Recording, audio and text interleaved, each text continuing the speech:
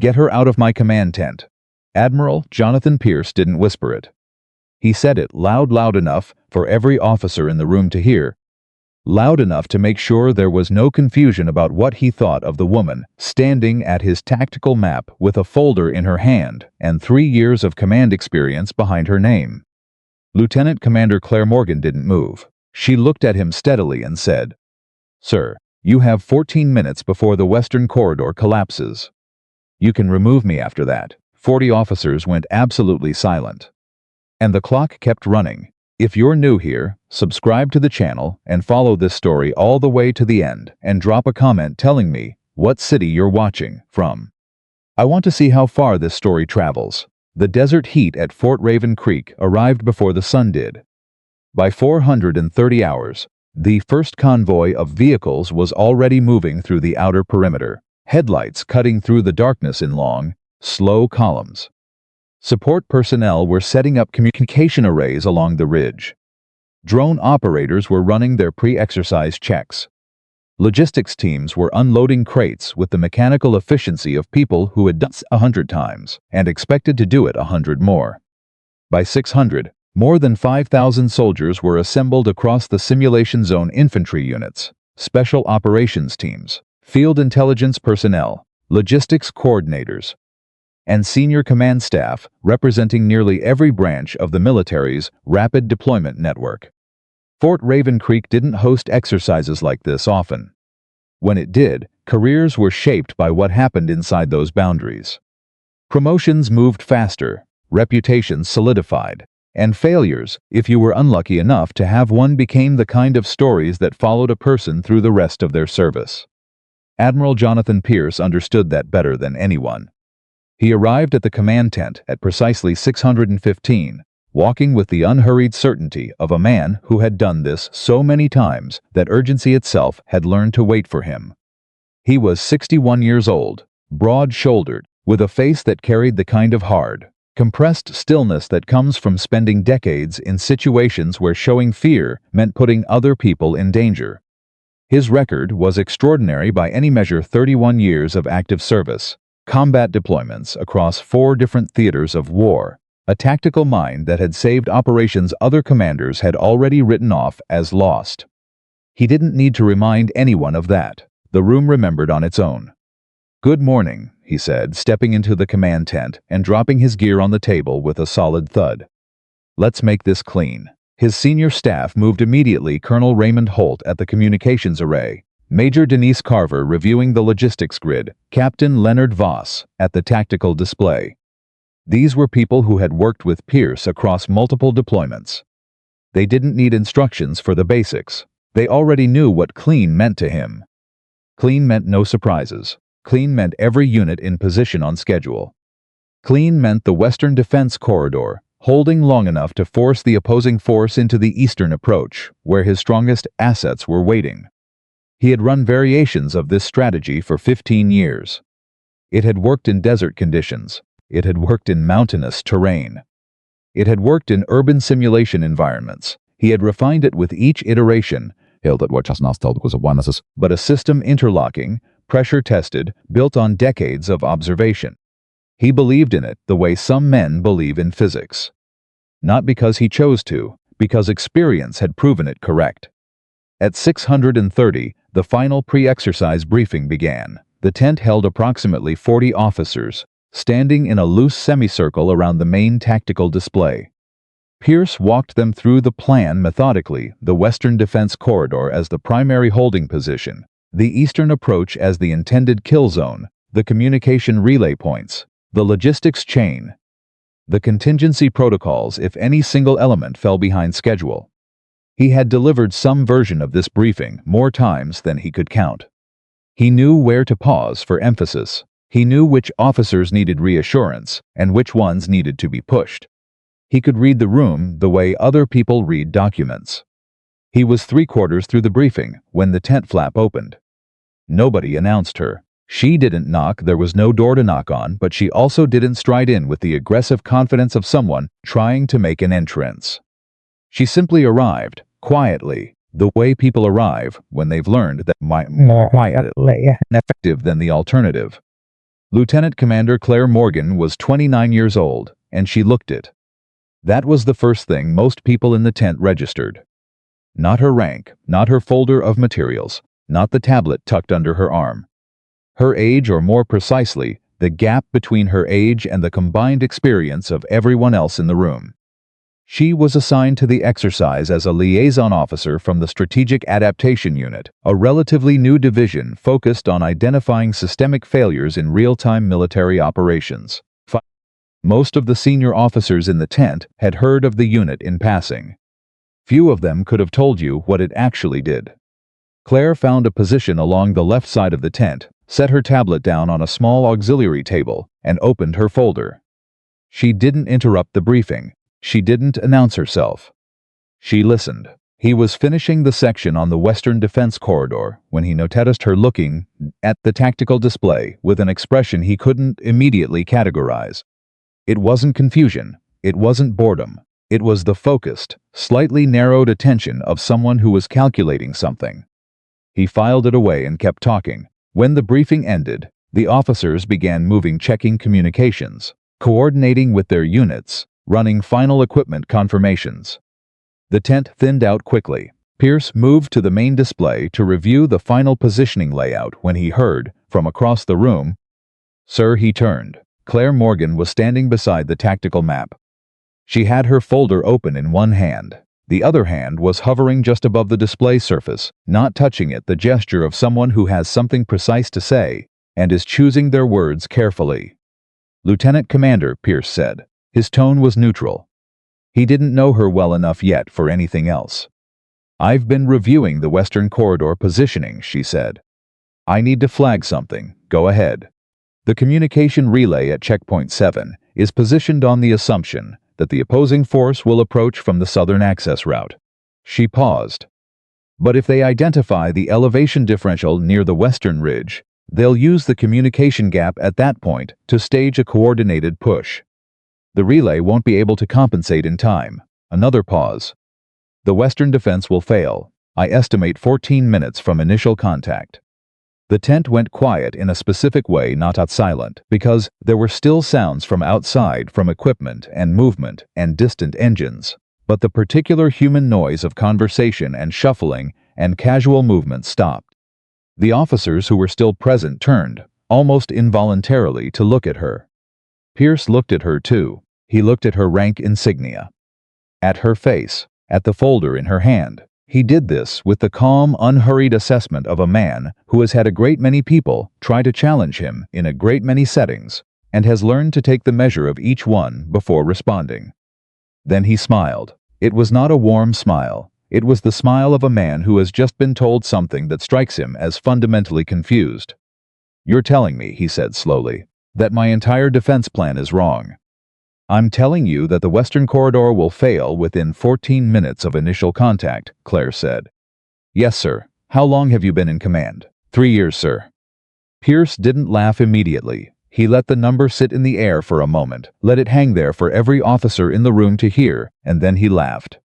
A full, genuine, unhurried laugh that said, more clearly than any words could have, exactly how seriously he was taking this conversation. 3 years, he said, and looked at Colonel Holt beside him, who had the good sense not to react. 3 years of command experience, and you've identified a flaw in a strategy that has been pressure-tested across 4 different theaters of operation. I've identified a specific communication vulnerability at Checkpoint 7 relative to the current ridge elevation data, Claire said. Her voice didn't change, not in volume, not in pace, not in tone. The broader strategy may be sound. This element isn't. The ridge elevation data has been factored into the positioning. It's been factored into the positioning relative to last year's survey, Claire said. The survey was updated 6 weeks ago. The differential shifted by approximately 4 meters. That's enough to create a signal shadow at the relay point. Pierce stopped smiling, not because she'd made him angry. Because something she said had landed differently than he expected, and he was, despite everything, a man who noticed when something landed differently than expected. He looked at Holt. Holt said nothing. He was looking at the map. Pierce looked back at Claire, the updated survey. Yes, sir, you have documentation. In the folder, sir. Page 6. Pierce didn't reach for the folder. He should have. Part of him knew that immediately, but reaching for the folder in front of 40 officers would have meant acknowledging, publicly, that a 29-year-old liaison officer from a division most of them had barely heard of had flagged something his staff had missed. And there was a version of Jonathan Pierce that was able to do that. A version of him that had learned, across 3 decades of genuine leadership, that information doesn't become less true because you don't like who's delivering it. That version of him was present. It just wasn't winning the argument yet. We launch at 700 as scheduled, he said. If your analysis is correct, Lieutenant Commander, we'll know it. If it isn't, we'll know that too. He turned back to the display. Claire closed her folder. She didn't argue, didn't push, didn't make a face or exchange a look with anyone in the room. She simply picked up her tablet, moved to a position near the back of the tent, where she could see both the main display and the communication array, and sat down. Captain Ethan Brooks had been standing near the tent's eastern entrance throughout the entire exchange, and he had watched all of it with the specific, careful attention of someone who is very good at noticing things that other people are too busy to see. He was 26 years old, 3 years into his commission, and he had the kind of quietly observant intelligence that some's got mistaken for shyness. He wasn't shy. He simply believed that most situations contained more information than people bothered to collect before reacting. He had watched Pierce laugh. He had watched Claire's expression not change. He had watched the folder not get opened. He crossed the tent toward her, after Pierce moved back to the main display, stepping around a communications technician who was adjusting a cable routing. "Ma'am," he said quietly, "Ethan Brooks. I'm running field coordination for the Eastern units." Claire looked up. "I know," she said. "You're in the pre-briefing notes. You had the fastest response time in last quarter's Eastern simulation." Brooks blinked. He hadn't expected that. "You read the pre-briefing notes?" "I read everything available before an exercise," she said. "It's faster than asking questions after things go wrong." He stood there for a moment, not quite sure how to continue. Then, "Do you actually believe the Western Corridor is going to fail?" "Yes, in 14 minutes. From initial contact." "Yes, and you told the Admiral?" Yes. "And he didn't?" "No." Brooks looked at the map, at the Western Corridor markers, at the communication relay point she had indicated. He didn't have her background in strategic analysis, but he had a good operational instincts, and something about the relay positioning had nagged at him during the briefing in a way he hadn't been able to articulate. "What happens," he said slowly, "if you're right?" Claire looked at him steadily. "Then we'll need people in the right positions to respond quickly," she said. "Not to win the position, to protect what can still be protected." He thought about that. "You've already planned for what happens after the failure." "I planned for it before I walked in here," she said. "Because I knew what the response in there was going to be." He looked at her. "How?" "Because I've studied 312 military exercises where a junior officer flagged a systemic issue to a senior commander with an established reputation," she said. "In 287 of them, the senior commander's initial response was dismissal. And the other 25? Those are the ones I model everything I do on." The exercise launched at 700. Admiral Pierce's forces moved with the organized, practiced efficiency of a military machine that had been trained and drilled and refined over years of repetition. Units hit their marks. Communication checks came back clean. Logistics moved on schedule. The initial positioning of the Western Defense Corridor looked exactly the way it was supposed to look on the tactical display, a strong, layered holding position designed to channel the opposing force into the kill zone to the east. For the first 12 minutes, everything worked. Pierce moved through the command tent with controlled energy, checking displays, taking reports, issuing minor adjustments. His voice was level and even. His movements were measured. He was in the specific state of heightened operational clarity that the best commanders reach during active exercises, fully present, reading the battlefield, processing information faster than most people can speak it. He had almost forgotten about Claire Morgan. Almost. At the 14-minute mark, the first anomaly appeared. It wasn't dramatic. It never is with these things. A communication relay at Checkpoint 7 registered a 2.3-second delay on its handoff to the Western Ridge Coordination Unit. Minor enough that the technician logging it flagged it as a possible equipment hiccup and moved on. In any other situation, it would have been nothing. But at 16 minutes, the delay was 4.7 seconds. At 17 minutes, it was 11 seconds, and at 17 minutes and 44 seconds, the relay dropped entirely. The Western Ridge Coordination Unit went dark. Pierce was at the display in 4 strides. Checkpoint 7. What happened? The communications officer, a sergeant named Willa Torres, who had been doing this job for 8 years and had never once looked rattled before this moment, looked up from her console with an expression that Pierce read in an instant and didn't like at all. "Sir, we're getting intermittent signal from the Western Ridge. The relay point has gone into shadow. We're losing coordination on the defense corridor." "How long to restore?" "At minimum 7 to 9 minutes, sir. We'd need to reroute through the northern relay, but that's going to create a minus." "I know what it's going to create," Pierce said. He looked at the map. At the western corridor, at a gap that had just opened, the exact gap that a 29-year-old officer with 3 years of command experience and a folder she'd been carrying since she walked through the tent flap had told him 83 minutes ago was going to be there. The room had gone very quiet, not theatrically quiet. Not the quiet of people waiting for something dramatic to happen. The quiet of experienced professionals who have just realized that a problem they thought was managed has become a problem that is not managed, and who are waiting to find out what comes next. Pierce stood at the display for 6 full seconds. He counted them internally, without meaning, to an old habit from the early years when he'd learned that the first response to a crisis was usually the wrong one, and that 6 seconds of stillness could save 30 minutes of correction. Then he turned around. Claire Morgan was exactly where she had been since the exercise stand started. She hadn't moved toward the display, hadn't risen from her chair, hadn't done anything that could be read as anticipatory or triumphant. She was looking at her tablet, and when his eyes found her, she looked up. Her expression was the same as it had been when she walked through the tent, focused, settled, waiting.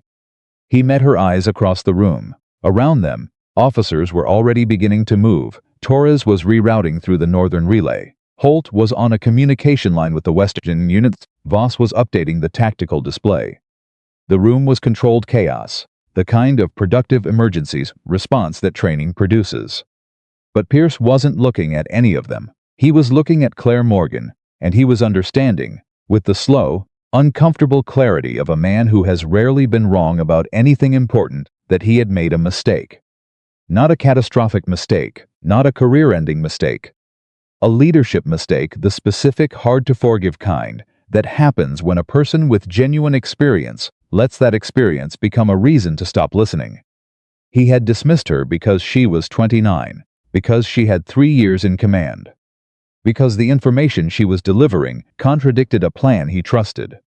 He had not dismissed her because she was wrong, and now, 17 minutes and 44 seconds into an exercise involving 5,000 soldiers, the Western Defense Corridor was collapsing in precisely the way she had described, on precisely the timeline she had predicted, at precisely the location she had identified. Pierce crossed the tent, not quickly, not with any visible urgency.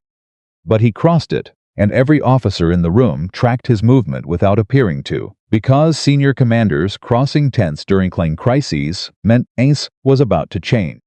He stopped at Claire's position. She looked up at him steadily. "Page 6, he said. She opened the folder without a word and handed it to him. He read it. He read it carefully, the way he read things when he was actually reading them, and not just scanning for confirmation. The updated survey data, the elevation differential, the signal shadow calculation, the timeline projection. It was meticulous, it was thorough. It was the work of someone who hadn't been guessing, who had done specific, careful analysis on a specific, identifiable problem, and had brought that analysis to the appropriate authority with enough advance warning to do something about it. He closed the folder, handed it back. He said nothing for a moment. "Then, what's your recommendation?" The officers within earshot, Holt, Torres, two field coordinators, whose names he couldn't immediately produce, all stopped what they were doing. The question was quiet enough that most of the room hadn't heard it. But the four people close enough to catch it went very still.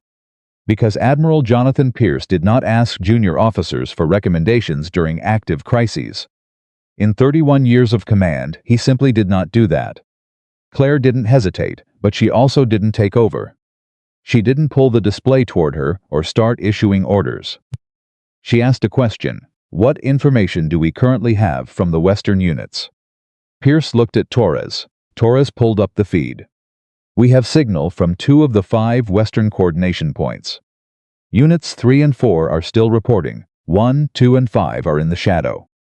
Units 3 and 4, what are their current positions relative to the ridge approach? Torres read the coordinates. Claire looked at the map.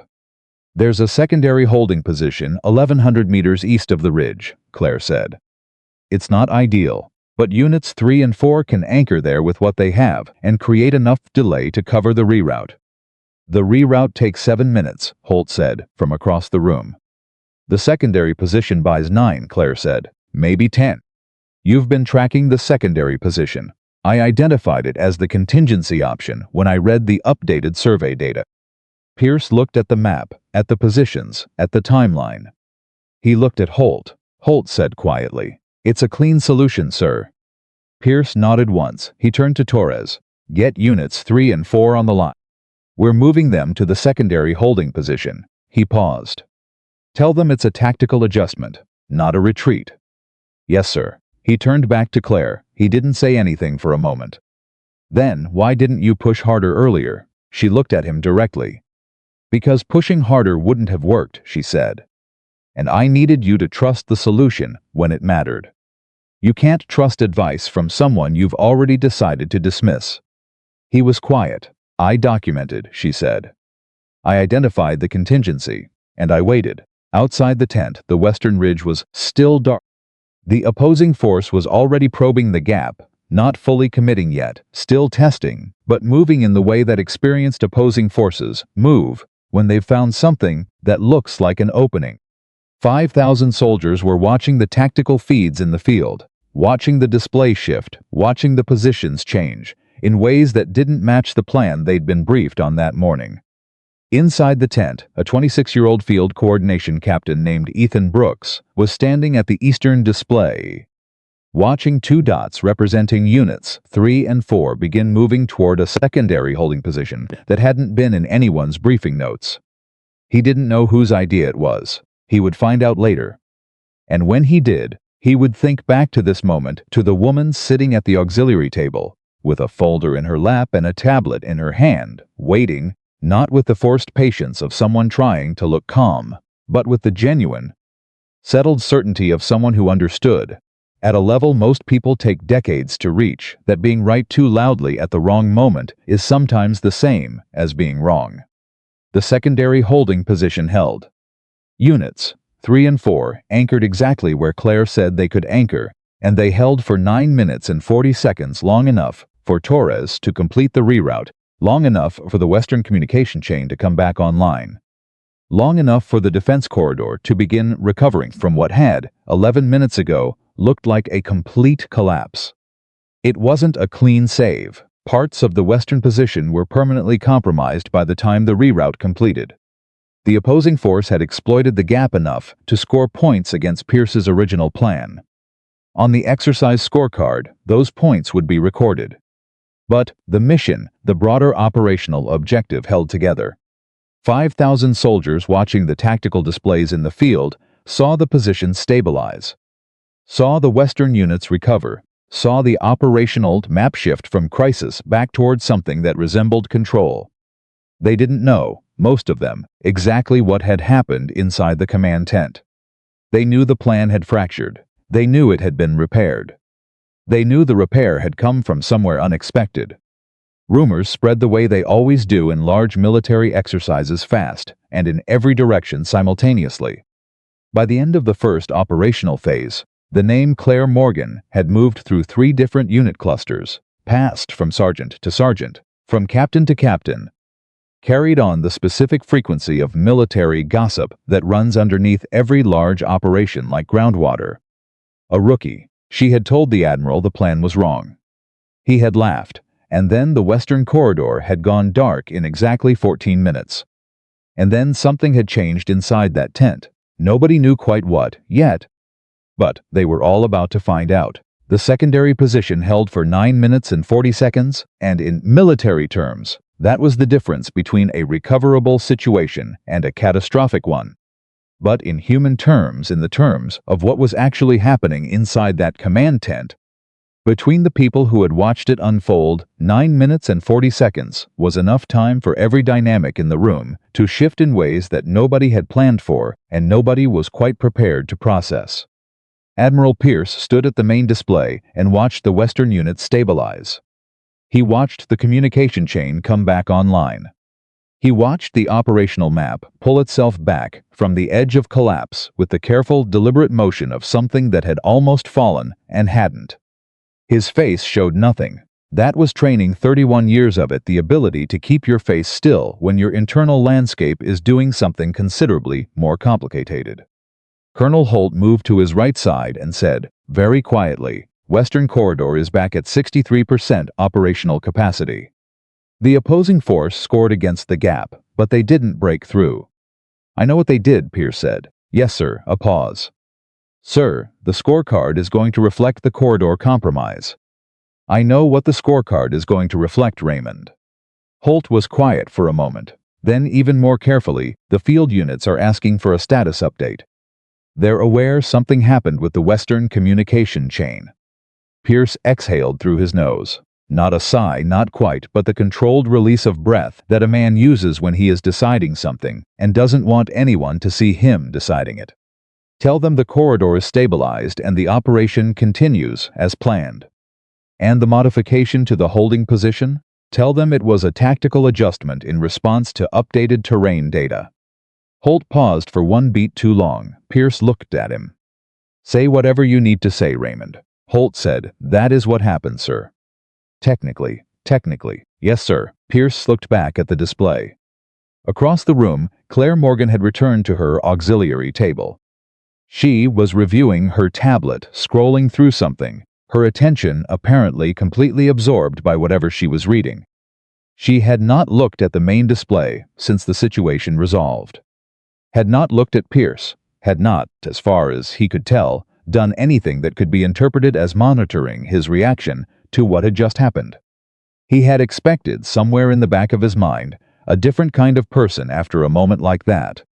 Someone who would be watching him, someone who would have a look not triumphant, maybe, but aware. The specific awareness of a person who has been vindicated and knows it. Claire Morgan was reading her tablet. He turned to Torres. What's the current status on the eastern approach?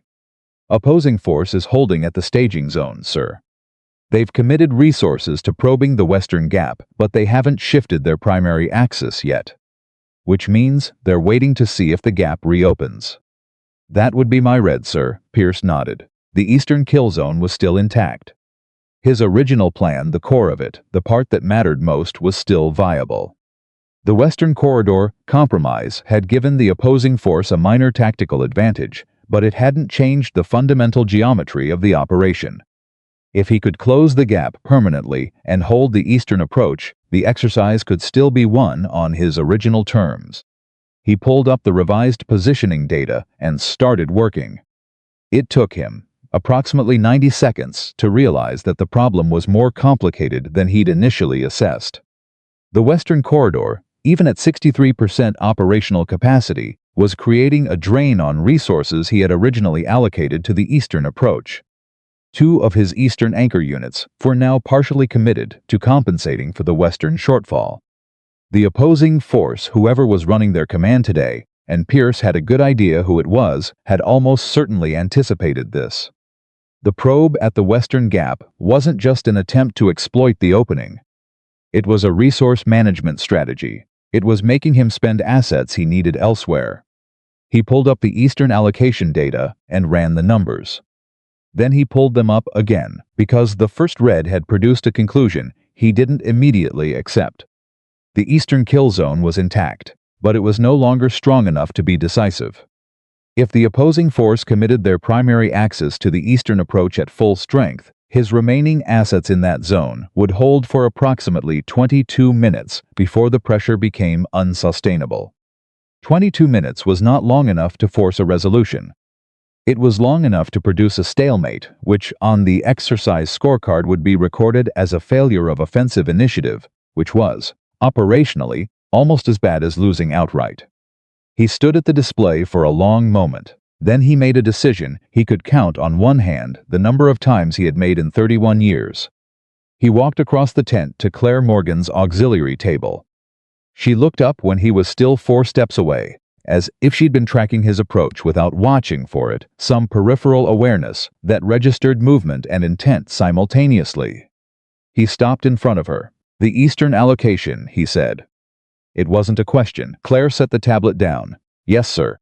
You've run those numbers before I came in this morning." He absorbed that. She had run the Eastern allocation projections before the exercise started, before the Western corridor failure, before the communication drop, before any of it. She had walked into this tent with not just a warning about what was going to go wrong, but a full operational picture of what would happen downstream when it did. "Why didn't you lead with the Eastern problem?" he said. "Because you wouldn't have heard it," she said. The Western corridor was the immediate, demonstrable failure. That was the one that could be shown, not just argued. The Eastern problem is a consequence, and consequences are harder to present to someone who hasn't accepted the premise yet. He stared at her. "You sequenced it," he said. "You gave me the one piece I could verify first." "I gave you the one piece you'd be able to see in time to make a decision," she said. "Yes, sir." For a moment nobody in the vicinity said anything. Torres, at the communications array, was very carefully focused on her console. Holt, near the tactical display, had discovered something in the positioning data that required his complete attention. Even the ambient noise of the tent seemed to hold itself slightly quieter. "What's your read on the Eastern allocation?" Pierce asked.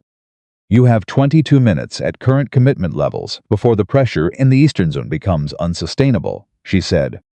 "But that assumes the opposing force commits their full primary axis immediately." "They won't." "Why not?"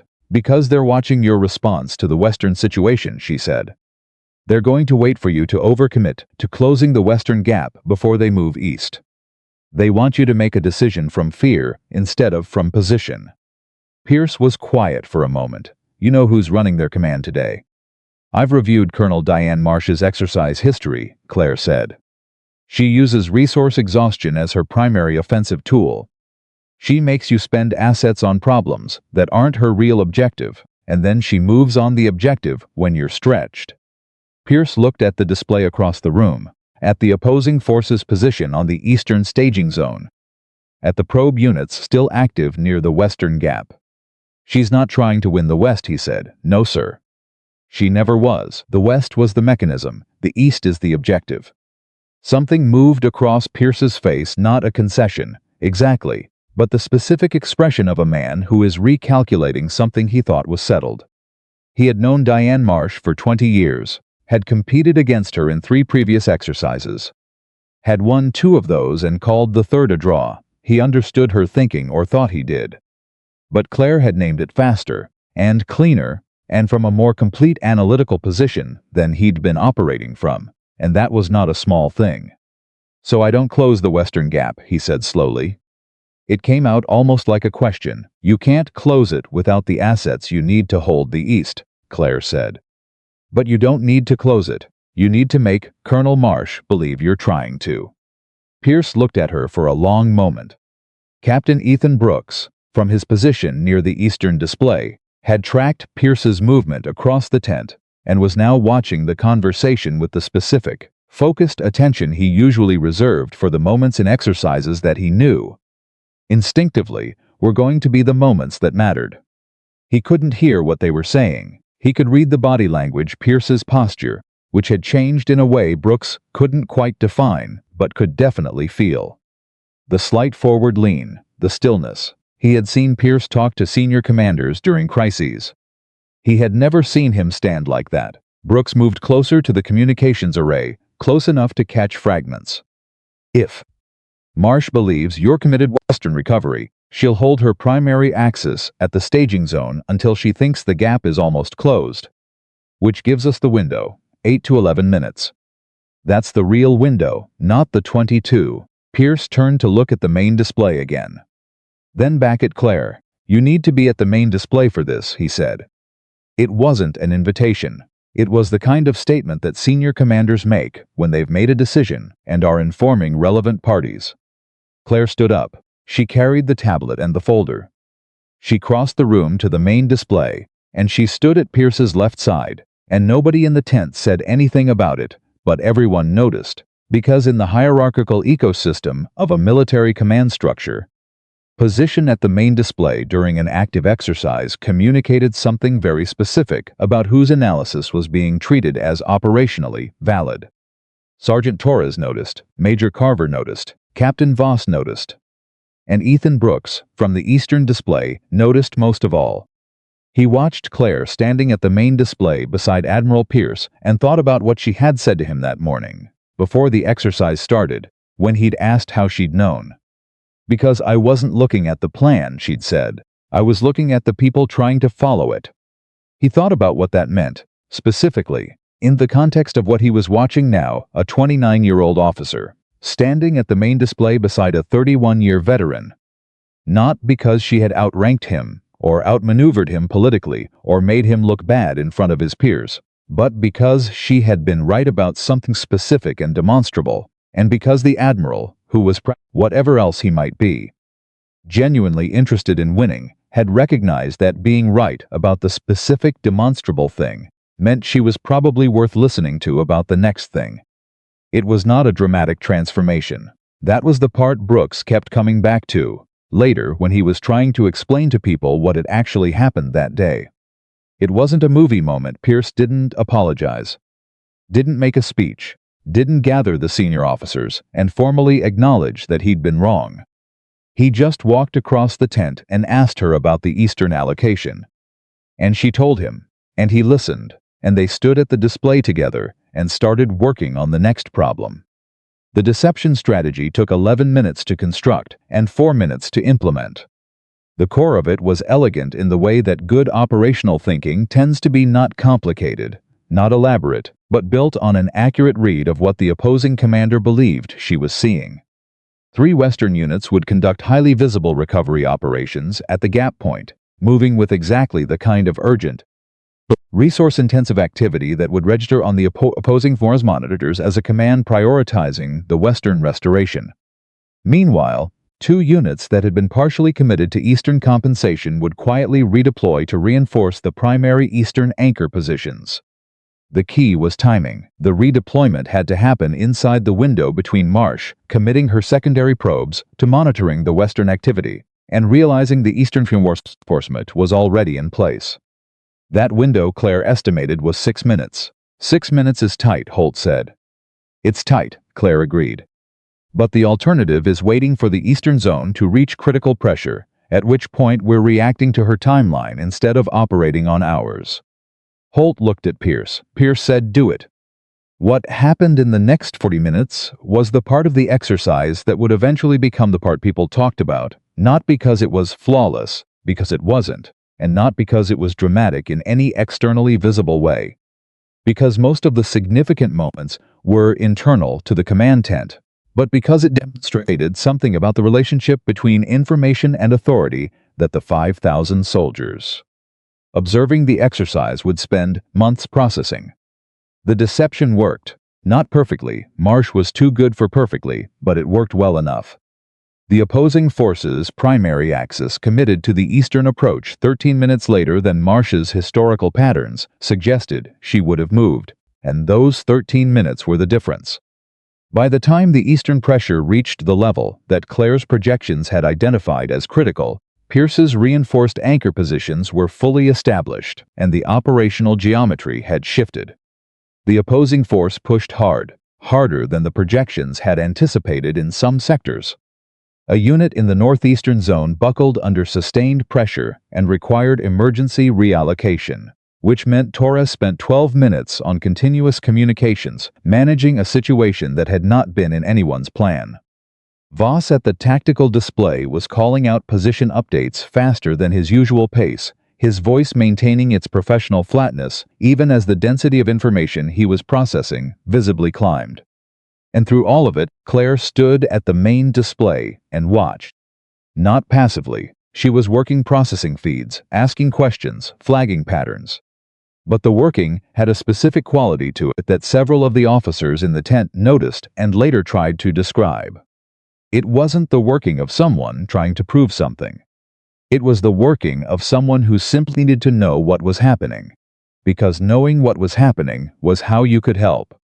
There was a moment approximately 34 minutes into the revised operational phase when a sergeant named Miles Okafor, who ran logistics coordination for the Northeastern Zone, burst into the tent with an expression that Pierce read as controlled panic and everyone else read as outright panic. "Sir, we have a supply problem in the northeastern sector.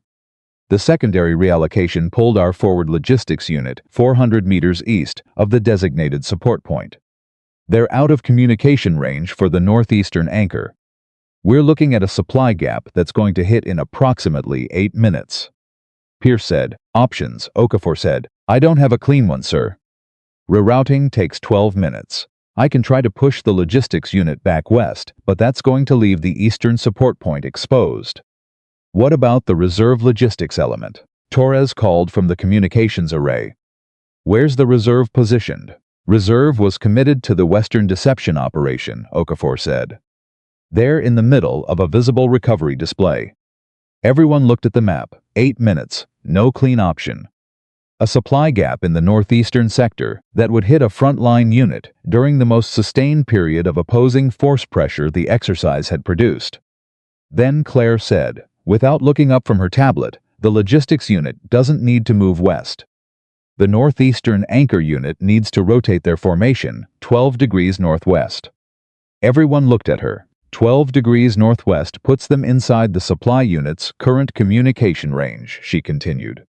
They lose the optimal eastern firing angle, but the pressure they're under right now doesn't require optimal eastern coverage. It requires sustained cohesion. The rotation gives them both. Okafor stared. That's if they rotate, the opposing force is going to read it as a position shift. "The opposing force is already committed to this push," Claire said. "They're not going to disengage to exploit a 12-degree rotation. They don't have the timeline." Okafor looked at Pierce. Pierce looked at the map. 6 seconds. "Do it," he said. Okafor got on the radio. The northeastern anchor unit rotated 12 degrees northwest. The supply gap didn't materialize. The opposing force continued their push without adjusting. The anchor held. Brooks, from the eastern display, watched the northeastern position stabilize and felt something he later identified as a specific kind of military awe, not the dramatic, Hollywood version, but the quiet, internal recognition of watching someone process information faster and more completely than the situation seemed to allow, and produce solutions that were, in retrospect, obvious, but that nobody else in the room had seen. She wasn't doing anything magical, he understood that. She was doing analysis, careful, thorough, pre-positioned analysis, the kind that happens when someone has studied not just the plan, but every adjacent possibility the plan might need to account for. She had probably thought about the northeastern logistics contingency before she walked in that morning. In the same pre-dawn hours when she had read the updated survey data and run the eastern allocation projections and reviewed Colonel Marsh's exercise history. She had come in ready for the exercise that was actually going to happen. Everyone else had come in ready for the one that was supposed to. 51 minutes into the revised operational phase, the opposing force pulled back from the eastern zone. Not a full retreat, they repositioned to a secondary staging area in a move that Marsh would almost certainly frame as a strategic consolidation rather than a withdrawal, but the pressure on the eastern anchor units dropped from sustained and significant to measurable and manageable. The command tent exhaled, not loudly, not with any of the visible relief that people show in the movies when a crisis passes. Just a collective, almost imperceptible release of the specific muscular tension that people carry when they are in the middle of a situation where they don't know how it ends. Holt turned to Pierce. Eastern zone is holding, sir. Opposing force has broken contact. What's their secondary position? 700 meters north of the eastern staging zone. They're reforming. Marsh is going to probe the northern approach next, Pierce said. That would be consistent with her historical patterns, Claire said. Pierce looked at her. How long before she commits? 18 to 22 minutes, Claire said. She'll need to assess what happened to the eastern push before she commits resources to the northern probe. She doesn't make consecutive high resource commitments without a read on why the previous one failed. So we have 18 minutes, at minimum, sir. Pierce nodded slowly. He looked at the display. He looked at the positions of his units, the western corridor at 63%, the eastern zone reinforced and holding, the northeastern anchor rotated 12 degrees northwest and stable. The overall operational picture was not what he had walked into the tent planning for this morning. It was messier, more improvised, built from adjustments and contingencies and decisions made under pressure. It was also, by any objective measure, a better operational outcome than his original plan would have produced. Because his original plan, the one he had built on 15 years of refinement and 31 years of experience, had been based on a terrain survey that was 6 weeks out of date, against a commander whose most recent strategic patterns he hadn't fully reviewed, with a communication relay positioned in a signal shadow that nobody on his staff had flagged. Claire Morgan had walked into his tent at 630 with a folder and a tablet and flagged all three. And he had laughed. He stood at the main display and stayed very still for a moment, and then he said, without turning from the screen, Lieutenant Commander Morgan, "Sir, how many of these situations have you done this in? Walked in with a full analytical preposition and briefed a senior commander who dismissed it." "A beat. This is the 4th time, sir. And the previous 3? "Another beat. Slightly longer. The previous 3, the commander didn't ask for the folder back." The tent was quiet enough that Holt heard it. Torres heard it. Okafor, still standing near the entrance with his radio in his hand, heard it. Nobody said anything. Pierce turned and looked at her directly.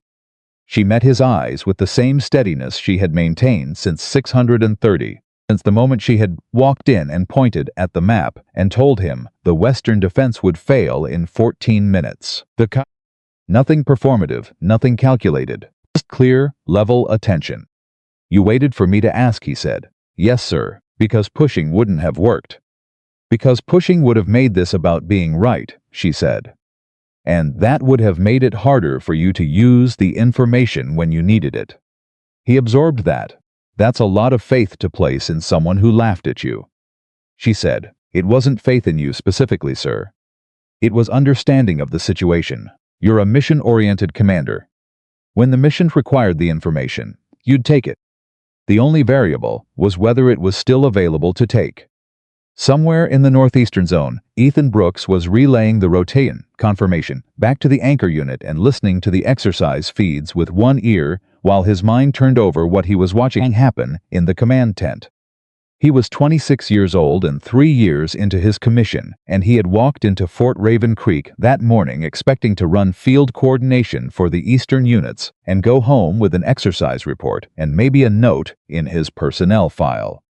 He was going home with something different. He didn't have words for it yet. He would find them later, in the report he'd write, in the conversations he'd have with people who hadn't been there and needed things explained. But the core of it, the thing he kept returning to, was simple. He had watched a person with no institutional authority and no formal power in that room change the outcome of an operation involving 5,000 soldiers. Not by fighting for authority, not by forcing her way to the display. Not by making anyone feel wrong or small or outdone. By being so completely prepared, so thoroughly right about the specific things she said, that when the moment came, when the corridor went dark and the numbers stopped adding up and the Admiral needed something he didn't have, she was the only place in the room that had what was needed. And she had been ready. The northern probe materialized 19 minutes later, exactly as Claire had projected, exactly as she had told Pierce it would, in the quiet window between the eastern withdrawal and the next phase. Pierce was already positioned for it. His units shifted. The response was immediate and well-resourced, and drew on an operational map that looked very different from the one that had existed when the tent briefing had ended that morning. It held. Not without cost, not cleanly, but it held. And as the exercise moved into its final phase, the command tent operated with a specific quality that none of the officers in it had experienced quite like this before. A blended authority. Not ranked in the traditional sense, but ranked in the more fundamental sense of who was seeing what most clearly, and what the situation actually needed next. Pierce commanded. He made the calls. His 31 years sat behind every decision, informing the timing, the confidence, the understanding of what soldiers could sustain and what they couldn't. And Claire watched the patterns, flagged what was coming, answered the questions before they were fully formed. It was not a dynamic that any of them had planned for. But it was, as 5,000 soldiers were about to discover, exactly the one the situation had required. The northern probe hit at exactly the 19-minute mark, and Pierce was ready for it in a way he had not been ready for anything that morning. That was the difference. Nobody outside the command tent could fully see from the tactical feeds, not just that the response was correct, but that it arrived without the frictional transition that separates commanders who are reacting from commanders who are already positioned. Pierce's units shifted before the probe fully committed. The reallocation was smooth, unhurried, built on a read of the battlefield that had been constructed not in the panicked 7 seconds after contact, but in the quiet 19 minutes before it. Colonel Marsh's northern probe ran into a defense that shouldn't have been there. She adjusted. She was too good not to, but adjusting cost her time, and time was the one resource the exercise scorecard measured with absolute precision. Inside the tent, Pierce watched the northern positions hold and said nothing for 30 seconds. Then he turned to Torres. "How's the western corridor?" 68% and climbing, sir. The rerouted communication chain is stable. Eastern zone, holding. Opposing force hasn't recommitted after the withdrawal. Northern probe? Marsh is pulling back to the secondary staging area. She's not committing further. Pierce absorbed this. His face was still the controlled, compressed stillness that he'd worn since 615, but something underneath it had changed, something that Holt recognized and Torres recognized, and even Okafor, still standing near the entrance, recognized. The stillness was the same. The quality of it was different. Less defensive, less like a wall. He turned to Claire.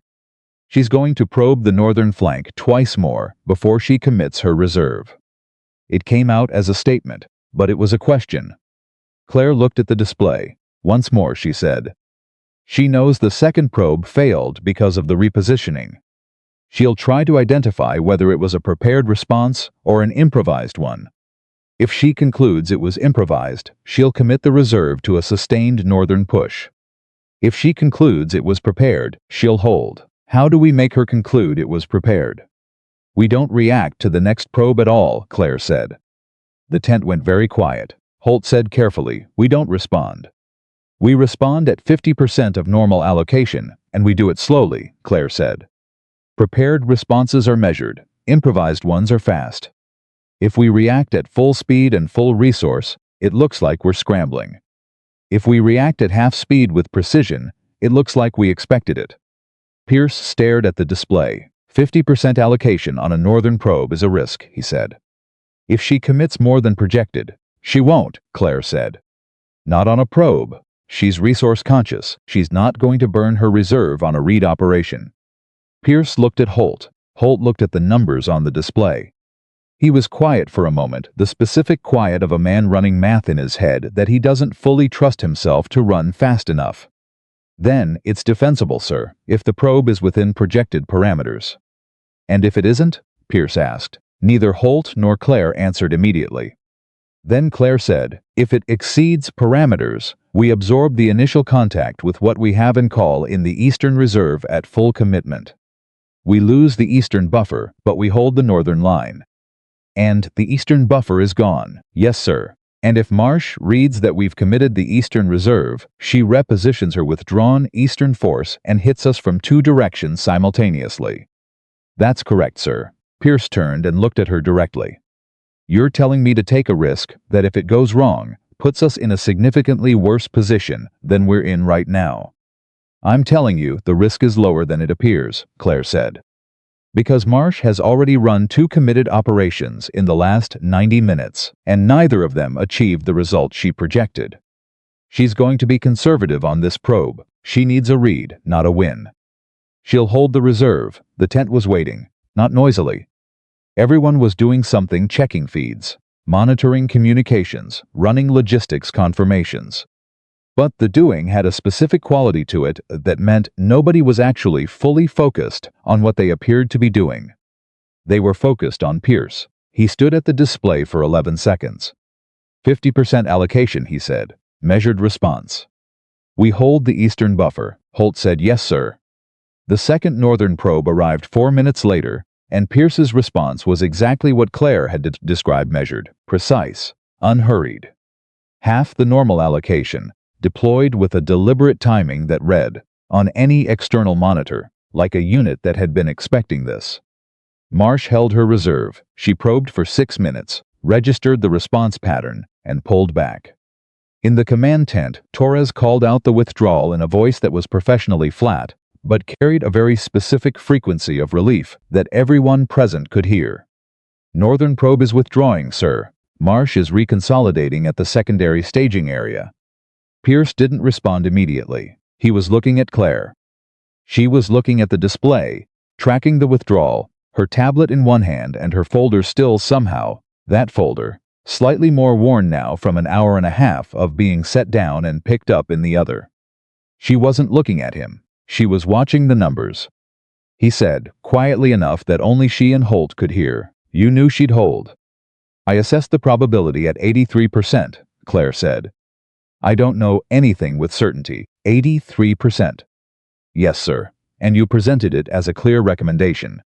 She looked at him. "Because at 83%, hesitation costs more than the 17% risk," she said. "If I had said, I think there's roughly an 83% chance, you would have spent the next 4 minutes calculating whether to trust the number instead of positioning for the response. The recommendation had to be clean to be usable." Pierce was quiet for a moment.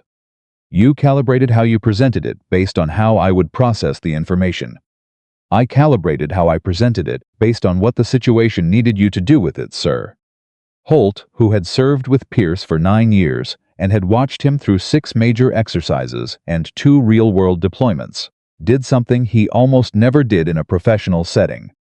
He looked away from the display and looked at the floor and let out a breath that was very nearly, but not quite, a laugh. It came out as a compressed exhale through the nose, the sound a man makes when something lands in a way that is complicated and significant and too multi-layered to process quickly. Pierce heard it. He said, to Holt, "Something funny, Raymond." Holt looked up. His expression was completely composed. "No, sir, just thinking." "About what?" A fractional pause. "About the pre-exercise briefing notes I read last night," he said. "I didn't read them as thoroughly as I should have." It was the most oblique, careful, professional near apology that the situation would allow. And Pierce received it with a very slight nod that meant he had understood exactly what Holt was saying and was choosing not to make more of it than the moment required. Ethan Brooks had been running field coordination through the northern probe from the eastern display, and when Marsh's forces pulled back for the second time, he allowed himself the specific luxury of sitting down for 30 seconds. His legs hadn't been bothering him. He was 26 and in good condition, but sitting down felt like the right response to a sustained period of operational intensity that had required approximately 90% of his concentration since the western corridor had gone dark. He sat, he looked at the feeds, he thought about what he was watching. The exercise wasn't over. He knew that. Marsh still had resources, still had options, and Colonel Marsh was not the kind of commander who conceded anything she hadn't genuinely run out of road on.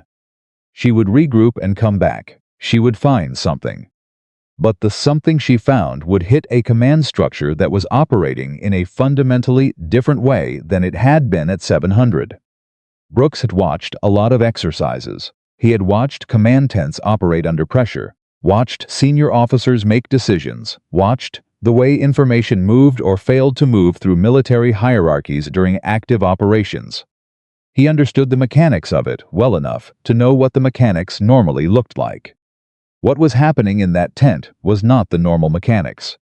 He stood up, finished the Northern Probe confirmation relay, and crossed toward the main display. He needed to update Pierce on the Eastern feed status. Anyway, it was a legitimate reason to be where he wanted to be, which was close enough to watch. He arrived at the main display area as Sergeant Torres was calling out a new reading from the Western Corridor, 71% operational, and continuing to climb, and heard Pierce say to Claire, "If Marsh repositions her withdrawn force before she commits the Northern Reserve, what does that look like on our FIEDSIDS?" "Logistics movement at the secondary staging area," Claire said. "Not unit movement logistics. She'll pre-position resupply before she moves the combat elements." That's her signature. She pre-positions before she commits. How long between logistics movement and combat commitment? 6 to 8 minutes historically. She ran it at 7 minutes and 12 seconds in the Stanton exercise 2 years ago. Pierce looked at Torres. "Flag any logistics movement at the secondary staging area." Torres said, "Yes, sir." "What threshold?" "Any movement at all," Claire said, before Pierce could answer. She glanced at him, a quick, checking glance, the kind that asked permission without stating the question, and he gave a very slight nod. And, she continued, "Even a single supply vehicle repositioning."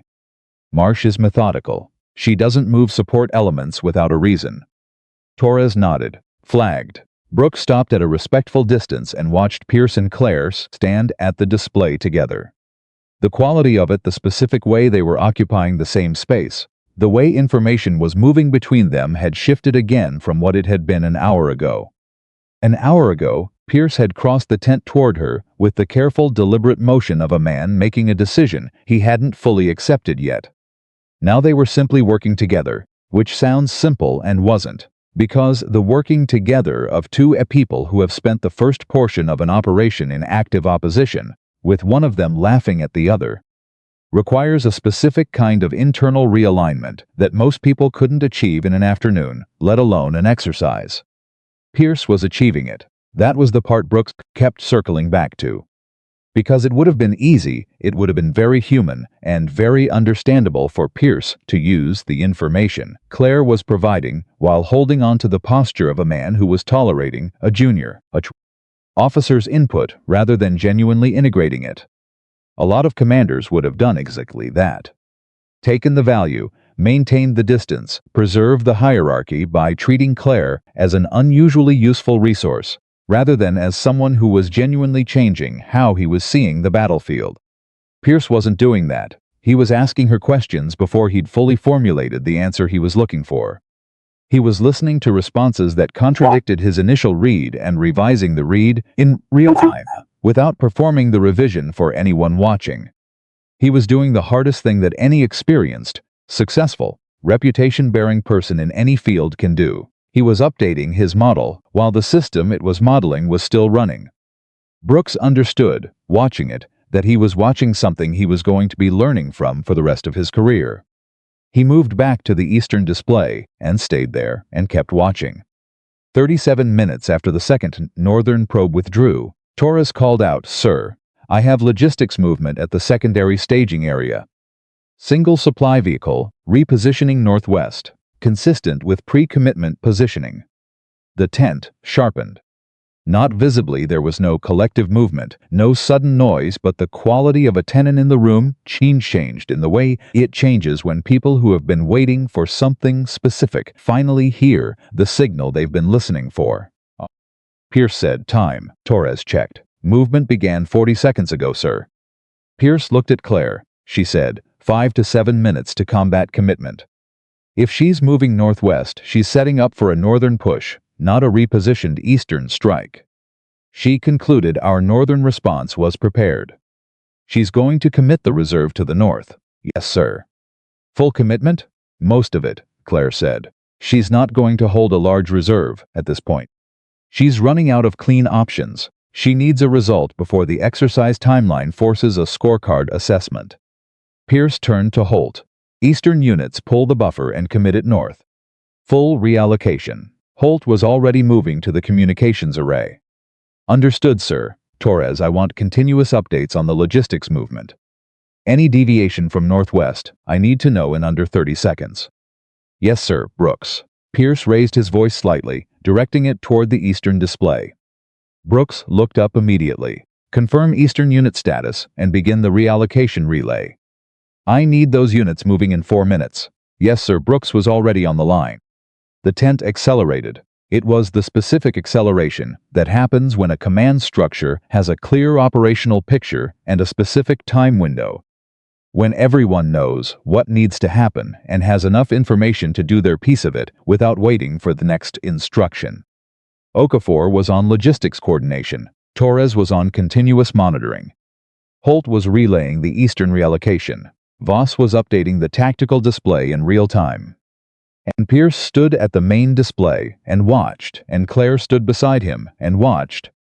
And the question that had been running underneath the entire exercise, the question of whether the person the operational picture most clearly was also the person with the authority to act on it, had been answered.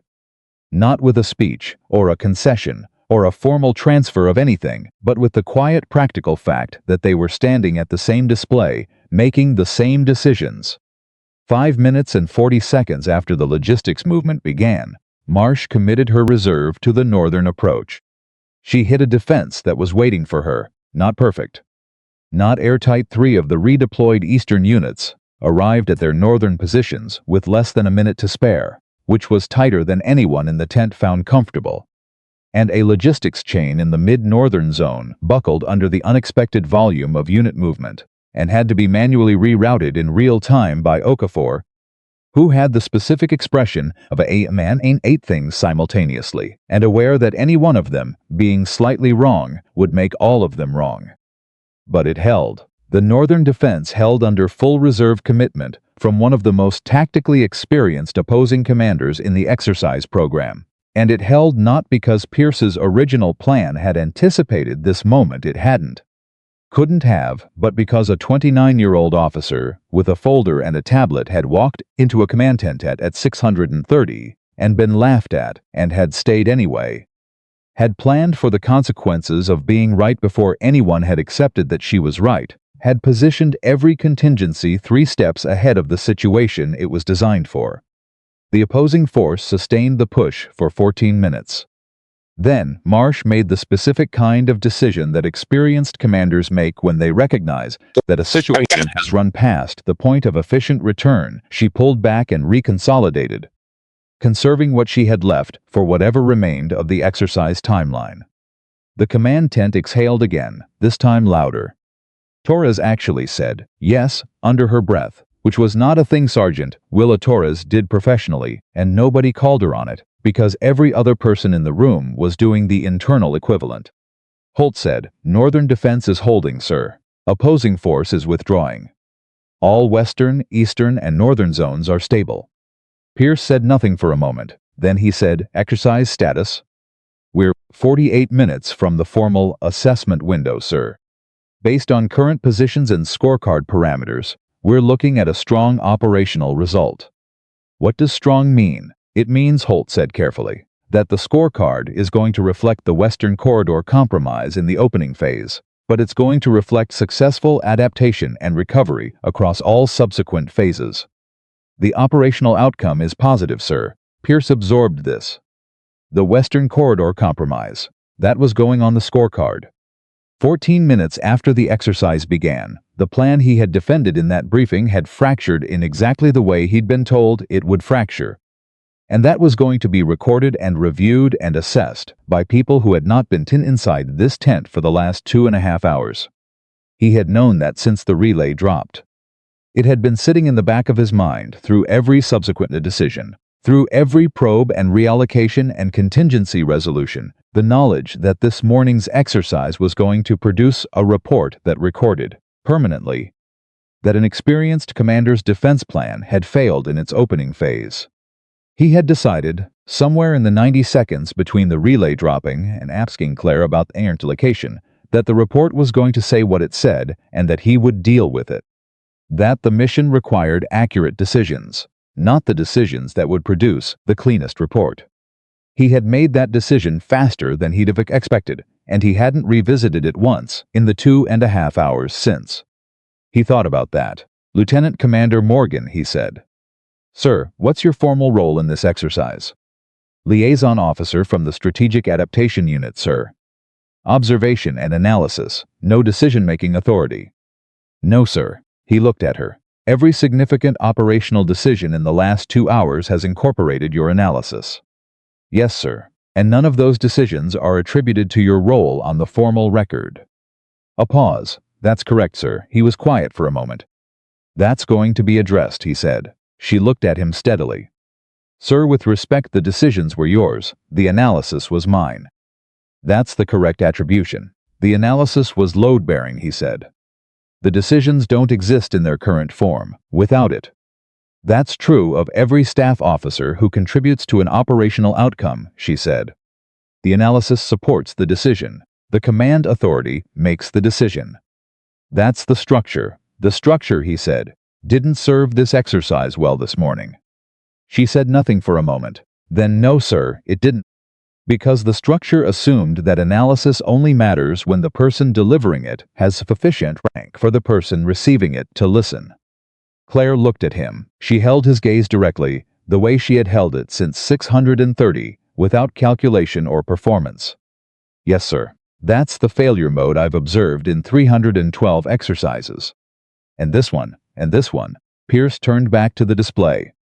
He looked at the positions, at the stabilized zones, at the tactical map that had been rebuilt in the last 2.5 hours through a combination of experience and analysis that neither of them could have produced alone. Then he said, to no one in particular, but in a voice that carried to every corner of the tent, "I want a full debrief at 1,400. All officers. I want the exercise record to reflect Lieutenant Commander Morgan's analytical contributions as operationally significant, not observational." Holt said, very quietly, "Yes, sir." Torres didn't say anything. But the way she straightened at the communications array said something.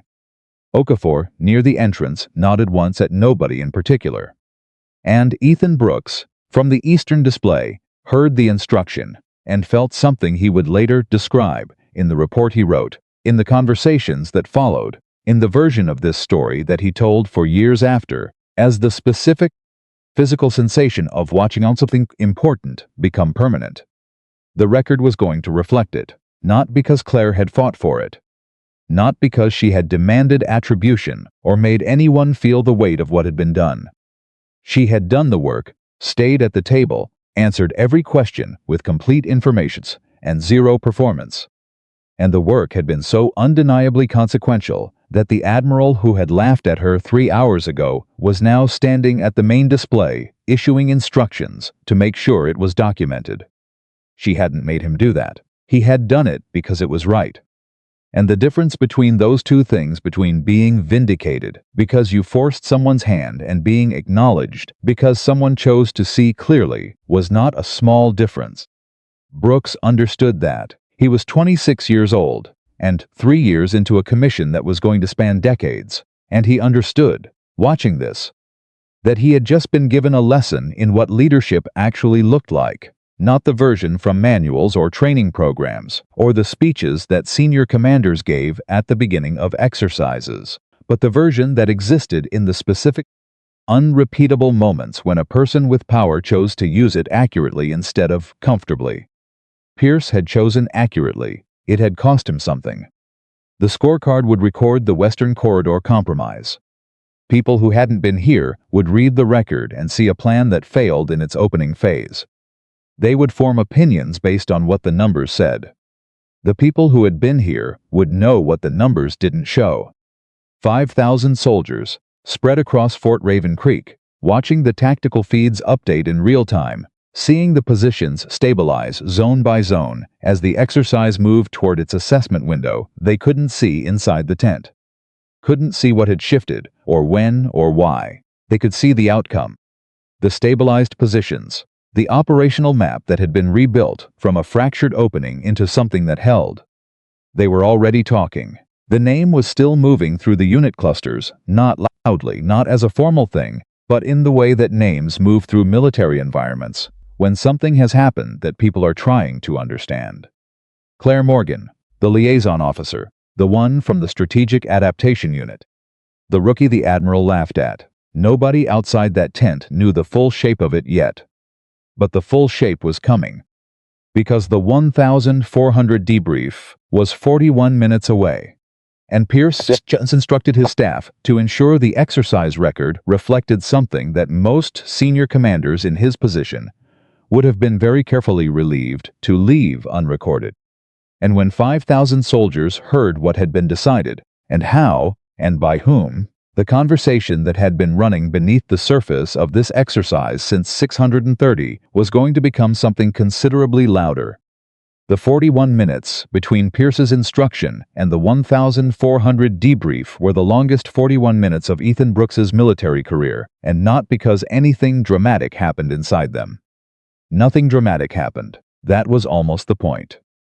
The exercise wound down with the mechanical efficiency of large military operations, concluding units returned to staging areas. Equipment was logged. Communication arrays were powered down in sequence.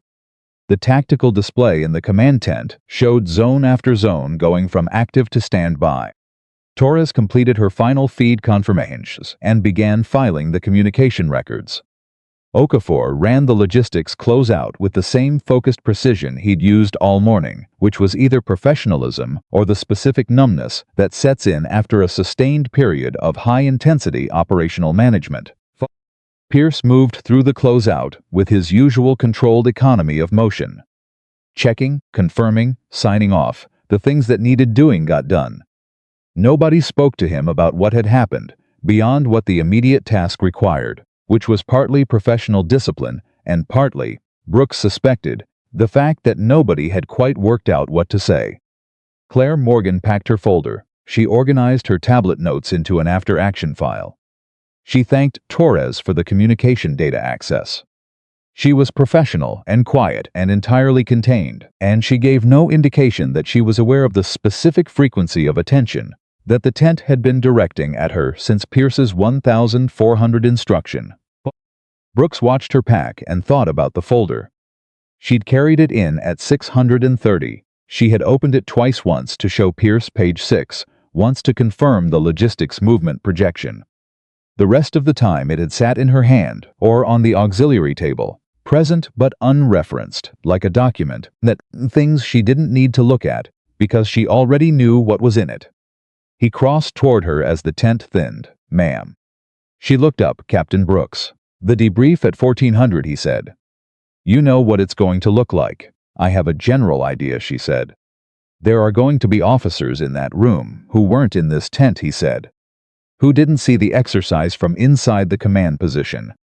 They're going to hear the formal record, and they're going to have," he paused, choosing the word carefully, "reactions." She looked at him steadily. "Yes, and you're not worried about that." She was quiet for a moment. "I'm aware of it," she said. "That's not the same thing as worried." He thought about that. "What's the difference?" "Worry is when you're uncertain about whether something is going to happen," she said.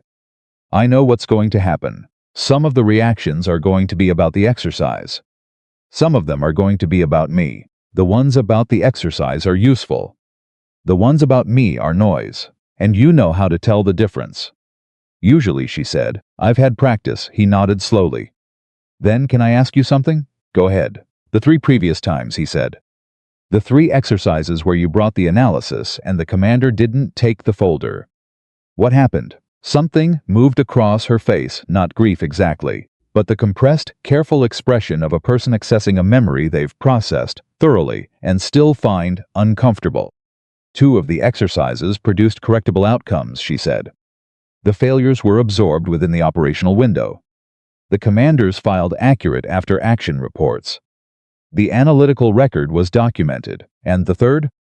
A pause, longer than the others. The 3rd produced a result that wasn't correctable within the exercise window, she said. The failure point was identified in the formal review. The analysis I had brought to the pre-exercise briefing was referenced in the review findings. Referenced, noted as having been available prior to the failure point, she said. Yes, Brooks was quiet for a moment. That's why you do this. She looked at him. What do you mean? The prepositioning, he said. The documented analysis, the folder. He paused. You're not just trying to prevent the failure. You're building a record of what was available when. She was quiet for long enough that he thought she might not answer. Then the third exercise had casualties, she said. Simulation casualties. Nobody was physically hurt. But the operational failure was significant enough that 3 careers were affected in the formal review. Another pause. The information that could have prevented it was sitting in my briefing notes. I had brought it to the pre-exercise briefing. I had been dismissed. And the review reflected that. The review reflected what the record showed, she said. What the record showed was that the analytical warning had been available and had not been integrated into operational planning. The review did not place weight on why. Brooks absorbed this. You spent every exercise since then building a record that couldn't be misread, he said. I spent every exercise since then building an analysis that was complete enough to be verifiable in real time, she said. So that the integration decision was as clear as possible for whoever was making it. And if they still didn't take it, then the record was complete, she said. And the review would reflect what it reflected. He stood there for a moment, holding this. She had walked into this tent with 31 years of other people's failures in that folder.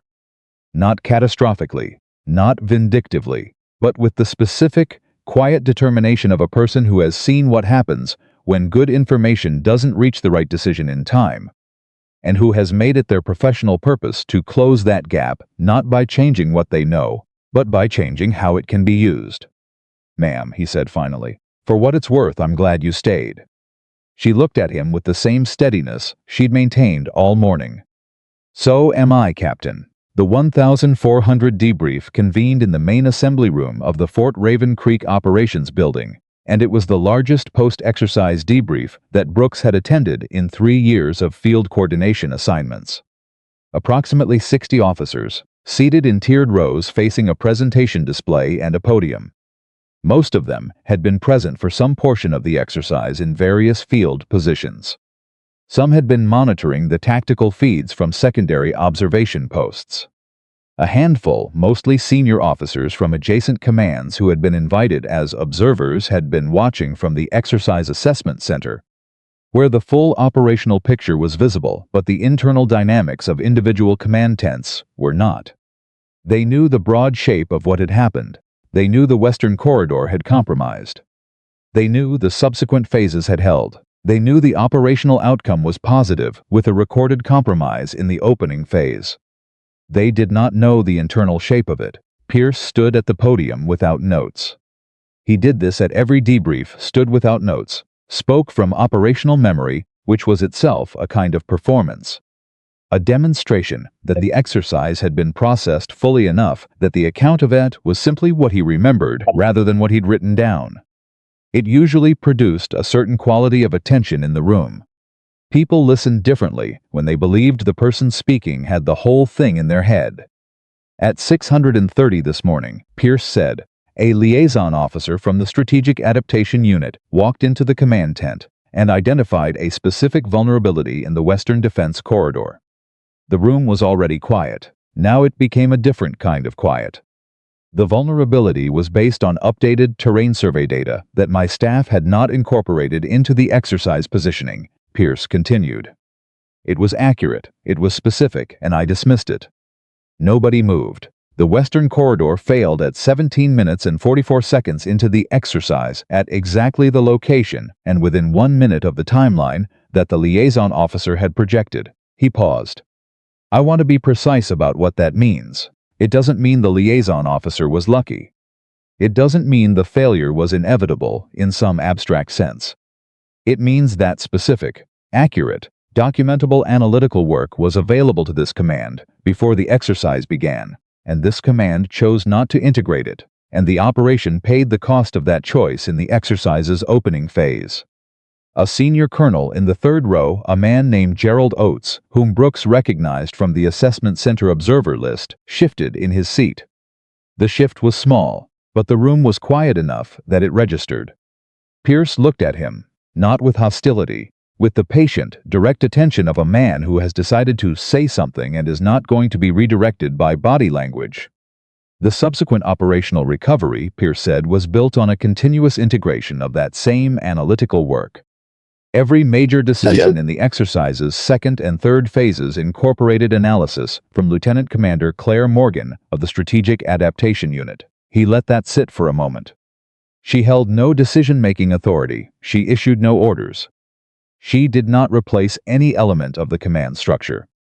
She provided analysis that was accurate, timely, and operationally significant. "Colonel Oates," said Admiral Pierce. Pierce looked at him. "With respect, the exercise record will show a Western Corridor compromise in the opening phase. The analytical integration you're describing doesn't change that record." "No," Pierce said, "it doesn't." "Then what this debrief is recording," Oates continued, carefully, "is that a junior officer's analysis produced a better outcome in subsequent phases. But the initial failure is still the initial failure. The initial failure," Pierce said, "happened because I made a leadership decision based on rank rather than on the quality of the information being offered.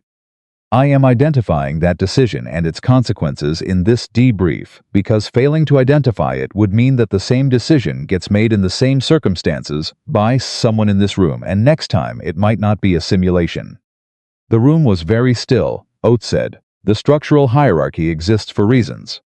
"It does," Pierce said, "and I am not suggesting it be dismantled.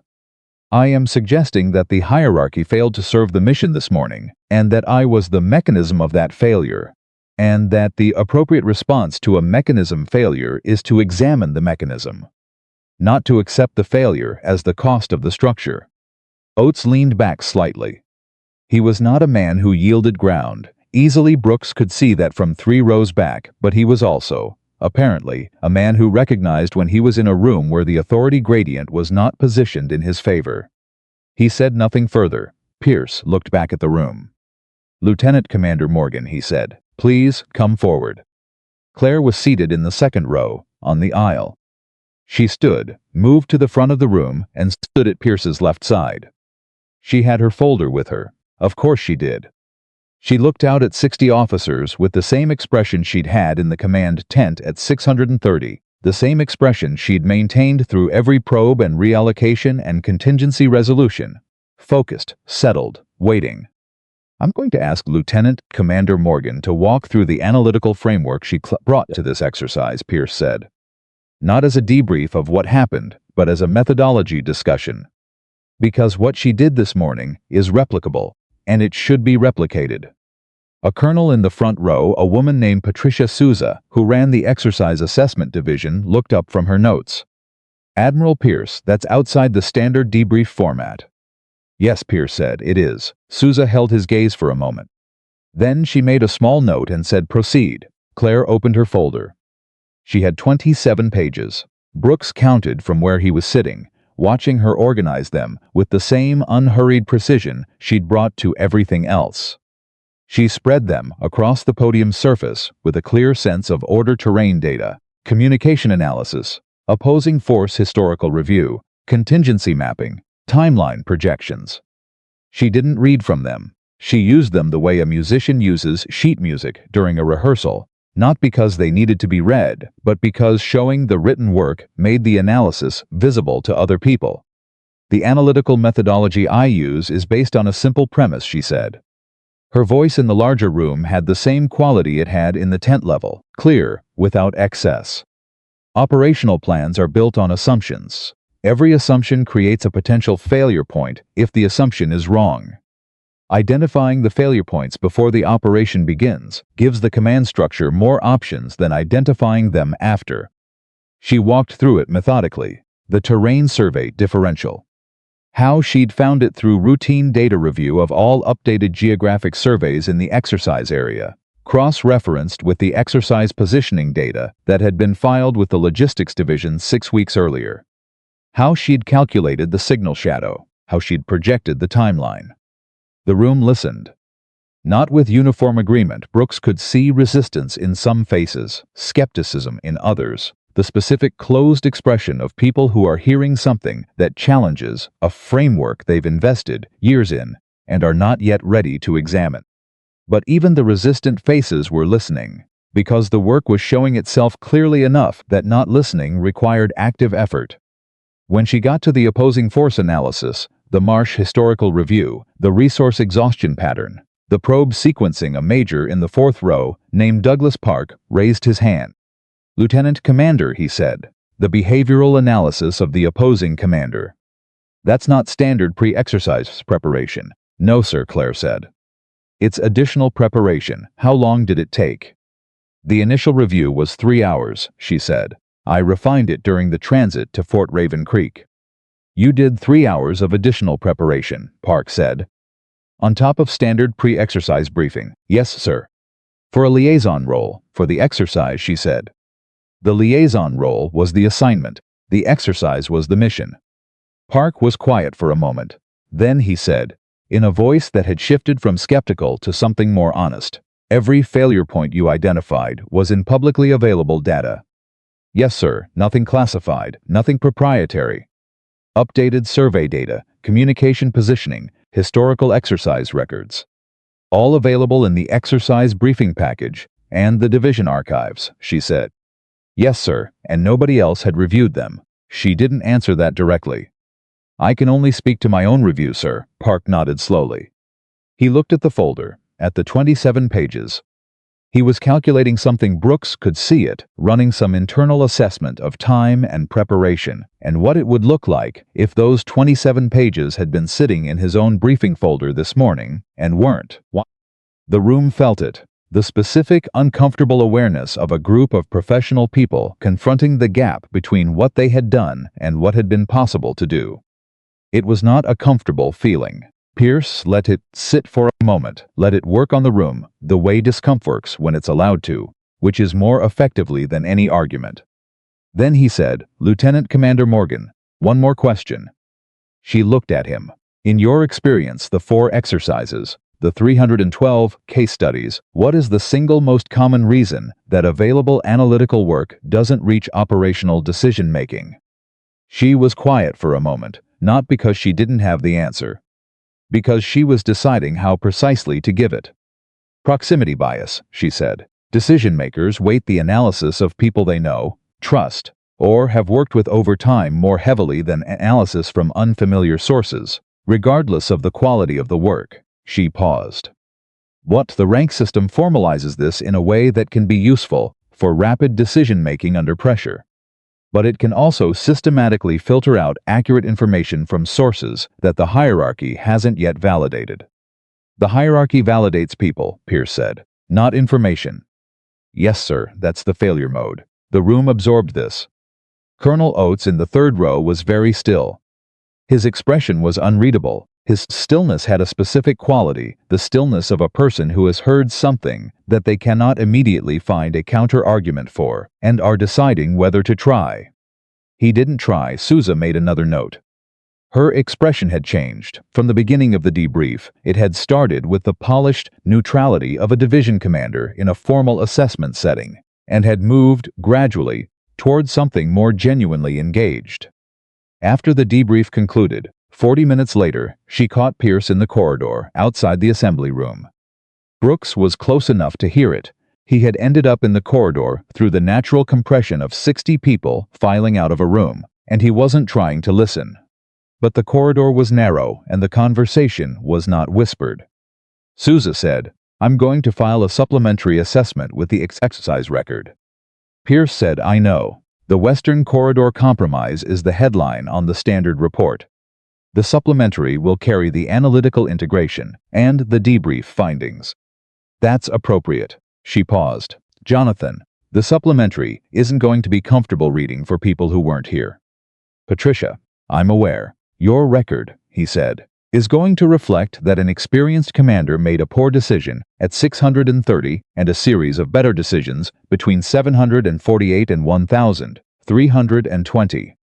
If that is what the record shows, then the record is accurate."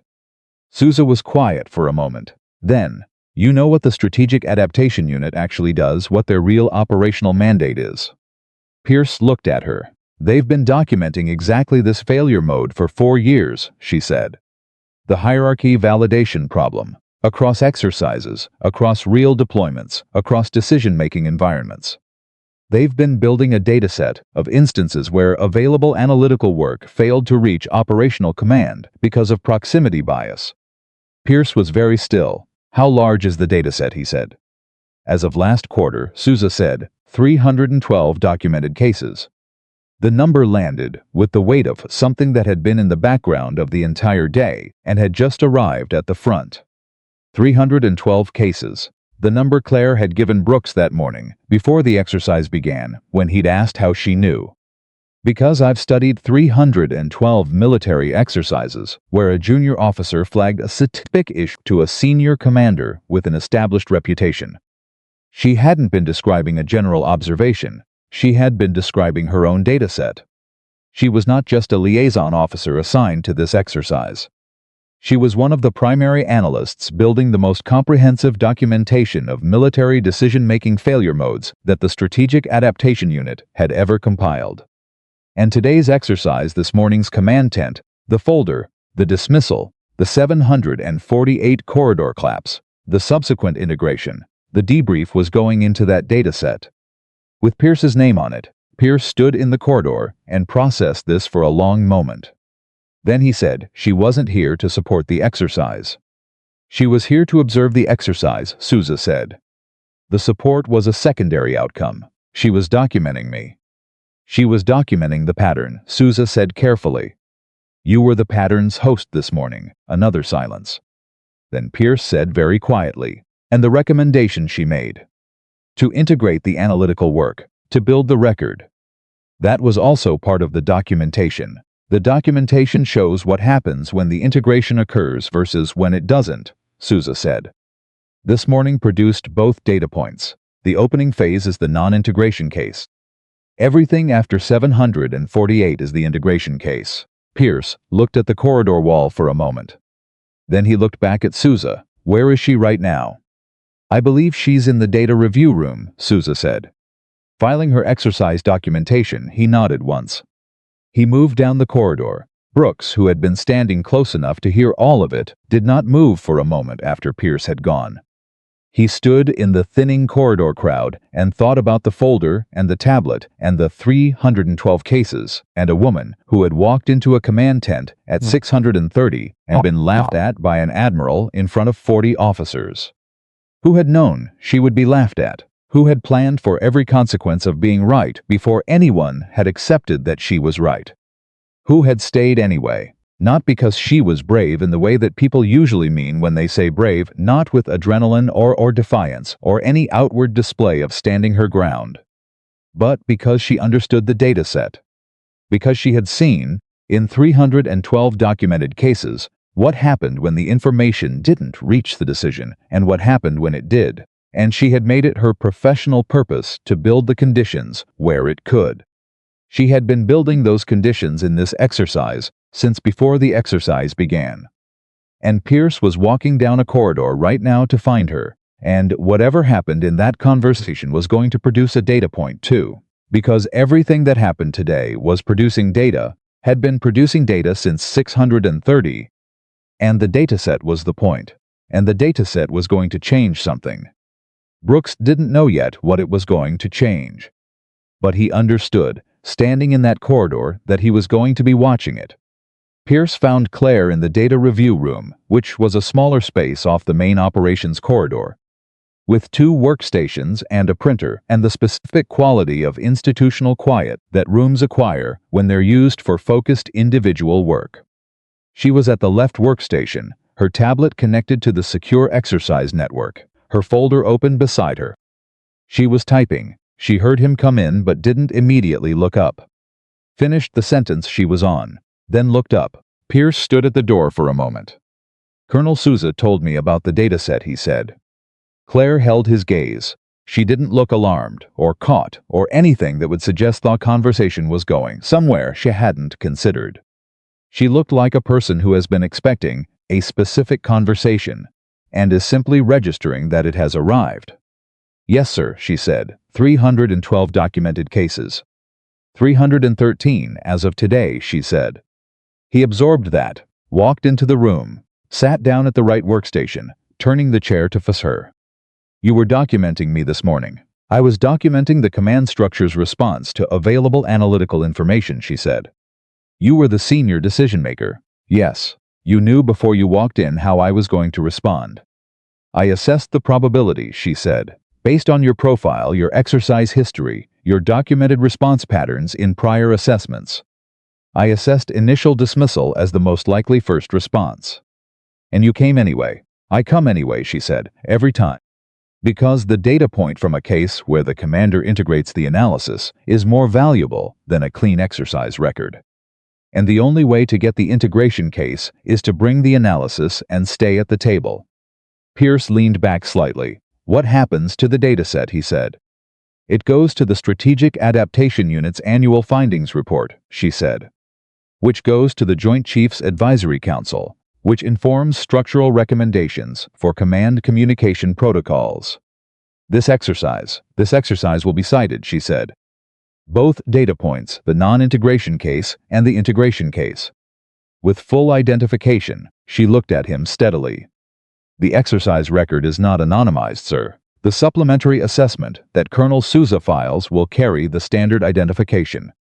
He was quiet for a moment. You're not asking me if that's acceptable, he said. No, sir, she said. It's not my decision to ask about. Pierce sat with that. He had known, from the moment Souza said dataset, that this conversation was coming. He had known, in some dimmer way, since the moment at 748 when he'd walked across the tent toward Claire and understood that dismissing her had been a mistake, that this morning was going to be on record in ways that extended beyond the exercise scorecard. He had decided at 748 that the record was going to say what it said. He was deciding it again now, more completely, with more information. He looked at her. You said this morning, he said, that the 3 previous times, the commanders didn't ask for the folder back. Yes, sir, and this time, she said, you asked. He nodded slowly. Does the dataset track what happens to commanders who ask? Something shifted in her expression, subtle, but there. The first thing he had seen from her all day that was not completely composed. It wasn't emotion exactly. It was the particular expression of a person who has been asked something they find genuinely important. Yes, she said, it does, and she was quiet for a moment. The commanders who integrate the analysis and acknowledge it formally, she said, consistently produced stronger outcomes in subsequent exercises. The integration changes the command culture around them. Officers in their units are more likely to bring forward analytical concerns. Communication channels become more reliable. She paused. The structural improvement compounds. Pierce looked at her for a long moment. You're telling me, he said, that the best outcome for the dataset is also the best outcome for the command. Yes, sir, she said. That's what the data shows. He was quiet for a moment. Then he said, write your entry. She looked at him. For the dataset, he said, write the entry accurately. She held his gaze. Yes, sir, she said. He stood, moved back toward the door, and stopped. Lieutenant Commander Morgan, sir. Tomorrow morning, he said. 630. I want to see your full methodology for the pre-exercise analysis. Not a summary, the full framework, she said. I'll have it ready, sir. He left. She turned back to the workstation. She typed for 3 seconds. Then she stopped. And, for the first time since she had walked into the Fort Raven Creek command tent 14 hours ago, she sat back in her chair, and she looked at the ceiling, and she let out a slow, complete breath. Not relief, not triumph, just the specific, quiet release of a person who has been carrying something heavy for a very long time and has, for one moment, set it down. The data point was written, the record was accurate. And tomorrow at 630, Admiral Jonathan Pierce was going to read the full methodology. She didn't sleep much that night. Not because she was anxious. Anxiety was not the right word for what she felt lying in the bunk at Fort Raven Creek's officer quarters, staring at the ceiling in the specific dark of a military installation after midnight. It was closer to the feeling of a system still running at full speed after the task that required it is done. Her mind kept moving through the day's data points, not reviewing them for error, but simply processing them the way a body processes a long physical effort automatically, incompletely, in the hours after the effort has ended. She thought about the third exercise, the one she didn't talk about unless someone asked directly. She had been 25 years old, her first field assignment with the Strategic Adaptation Unit. She had identified a logistics failure point in the pre-exercise briefing and brought it to the commanding general, a man named Howard Cullum, who had 40 years of service and a record that made Pierce's look like a draft. Cullum had not laughed at her. He had been more precise than that. He had listened to her complete presentation, thanked her for her preparation, and told her that her analysis had been noted and that she should observe the exercise from the secondary monitoring station. She had observed. The logistics failure had materialized at the 32-minute mark. 3 simulated supply chains had collapsed simultaneously. The exercise had run into sustained difficulty for the next 4 hours before Cullum's staff had found a workable recovery. By the time the formal assessment was filed, the operational outcome had been classified as a conditional failure. The objectives had been partially met, but the resource cost rendered the outcome unsustainable in any real-world application. The review had referenced her pre-exercise analysis, had noted in dry, procedural language that relevant analytical information had been available to command prior to the failure point. Cullum had not been formally censured. His record was too extensive, his standing too established, the review board too aware of what formally censuring a 40-year general looked like. He had retired 8 months later with a ceremony and a commendation. She had filed the case as dataset entry number 47. She had kept going. She had built the dataset for 3 years before today, case by careful case, walking into command tents with her folder and her tablet and her pre-positioned analysis, offering it with precision and staying at the table when it was dismissed. Documenting every interaction with the same methodical completeness she brought to the terrain surveys and the communication calculations. She had not done this because she enjoyed being dismissed. She had done it because the dataset was the point. Because 300 cases of documented failure compiled with sufficient rigor would eventually reach a review board with sufficient authority to change something structural. Something that would outlast any individual exercise or any individual commander. She had believed that for 3 years. She had believed it this morning when she walked into the command tent, knowing Pierce was going to laugh. What she had not fully accounted for, what no amount of dataset preparation had prepared her for, was the specific weight of what it felt like when it went differently. When the folder actually got opened, when the Admiral actually walked across the tent. When the information actually reached the decision in time to matter. She had experienced the data point before, theoretically. She had 25 integration cases in the dataset out of 312. She knew what the integration case looked like, from the outside: the improved outcomes, the changed command dynamics, the compounding structural improvements in subsequent exercises. She had not known until today what it felt like from the inside. She lay in the bunk and thought about Pierce walking across that tent at 748 and asking about the Eastern allocation. She thought about Ethan Brooks saying, "I'm glad you stayed." She thought about Pierce sitting in the data review room chair and saying, "Write your entry." Then she stopped thinking and looked at the ceiling and stayed there until 500, when she got up, made coffee in the small officers' common area, opened her tablet, and began preparing the full methodology presentation for 630. Pierce arrived at the data review room at 628. She was already there. The tablet was connected. The folder, which she had reorganized overnight, inserting 3 additional pages of supplementary analysis that the exercise had generated, was open on the workstation surface. 2 cups of coffee were on the table. She had not known for certain that he would want coffee. She had made it anyway. He looked at the cups. He sat down. "Picked up the cup," he said. "Walk me through it." She walked him through it. The full methodology took 47 minutes to present at the level of detail he had asked for, and Pierce did not interrupt except to ask questions specific, precise questions that told her he was not performing engagement, but actually processing what she was showing him. He asked about the data sourcing for the terrain differential calculation. He asked how she had accessed Marsh's historical exercise records, and whether that access was standard for Strategic Adaptation Unit personnel. He asked about the timeline projection methodology and the confidence interval on the 14-minute estimate. She answered everything fully, showed the workings, pulled up the raw data, walked through the calculation steps. At the 47-minute mark, she reached the end of the prepared material and stopped. Pierce sat with his coffee and looked at the tablet for a long moment. Then, the confidence interval on the timeline projection. Plus or minus 90 seconds, yes sir, but you presented it as 14 minutes. No interval, yes sir. He looked at her. You made a judgment call about how to present the uncertainty. The confidence interval was tight enough that presenting it with the interval would have cost more in processing time than the precision gain was worth, she said.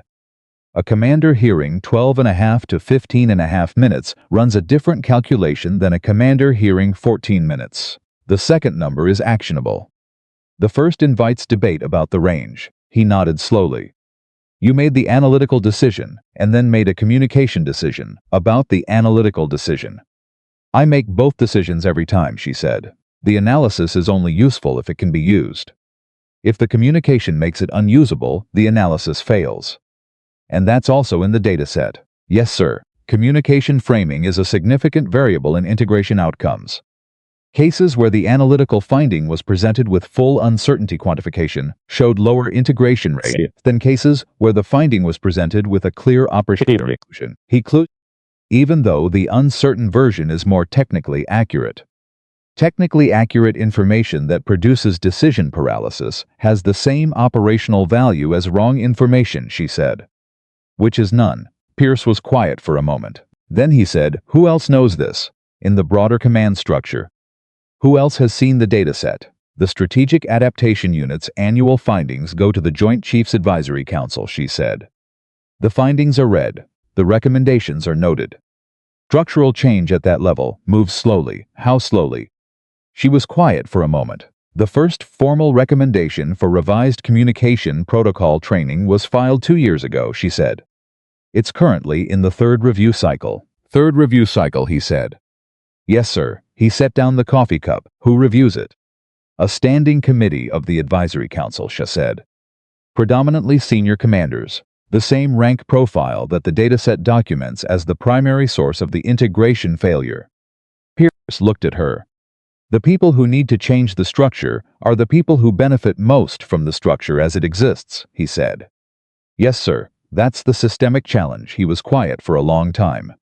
Long enough that she didn't try to fill it. She had learned, across 3 years of these conversations, that some silences were processing and some were deciding, and that interrupting either one was counterproductive. This was a deciding silence. Finally, Pierce said, I'm on the Advisory Council. She had known that. It was in his profile, which she had reviewed before the exercise. She said nothing. I've received the annual findings, he said. She had known that too. I read them, filed them. Noted the recommendations. She still said nothing. He looked at her. I didn't push them forward. The honesty of it landed in the room with a specific weight. Not accusatory, he was not asking for absolution or performing contrition. He was simply being precise, the way the best leaders are precise when they account for their own decisions. No, sir, she said. The push rate for the recommendation across Advisory Council members who have received the findings is 11%. 11. He leaned back in the chair. He looked at the ceiling in the specific way that people look at ceilings when they are doing a comprehensive reassessment of something they thought they understood. She had seen this look before, not on Pierce, but on 2 of her 25 integration cases. It was the look that preceded the largest changes. What would pushing it forward actually require, he said.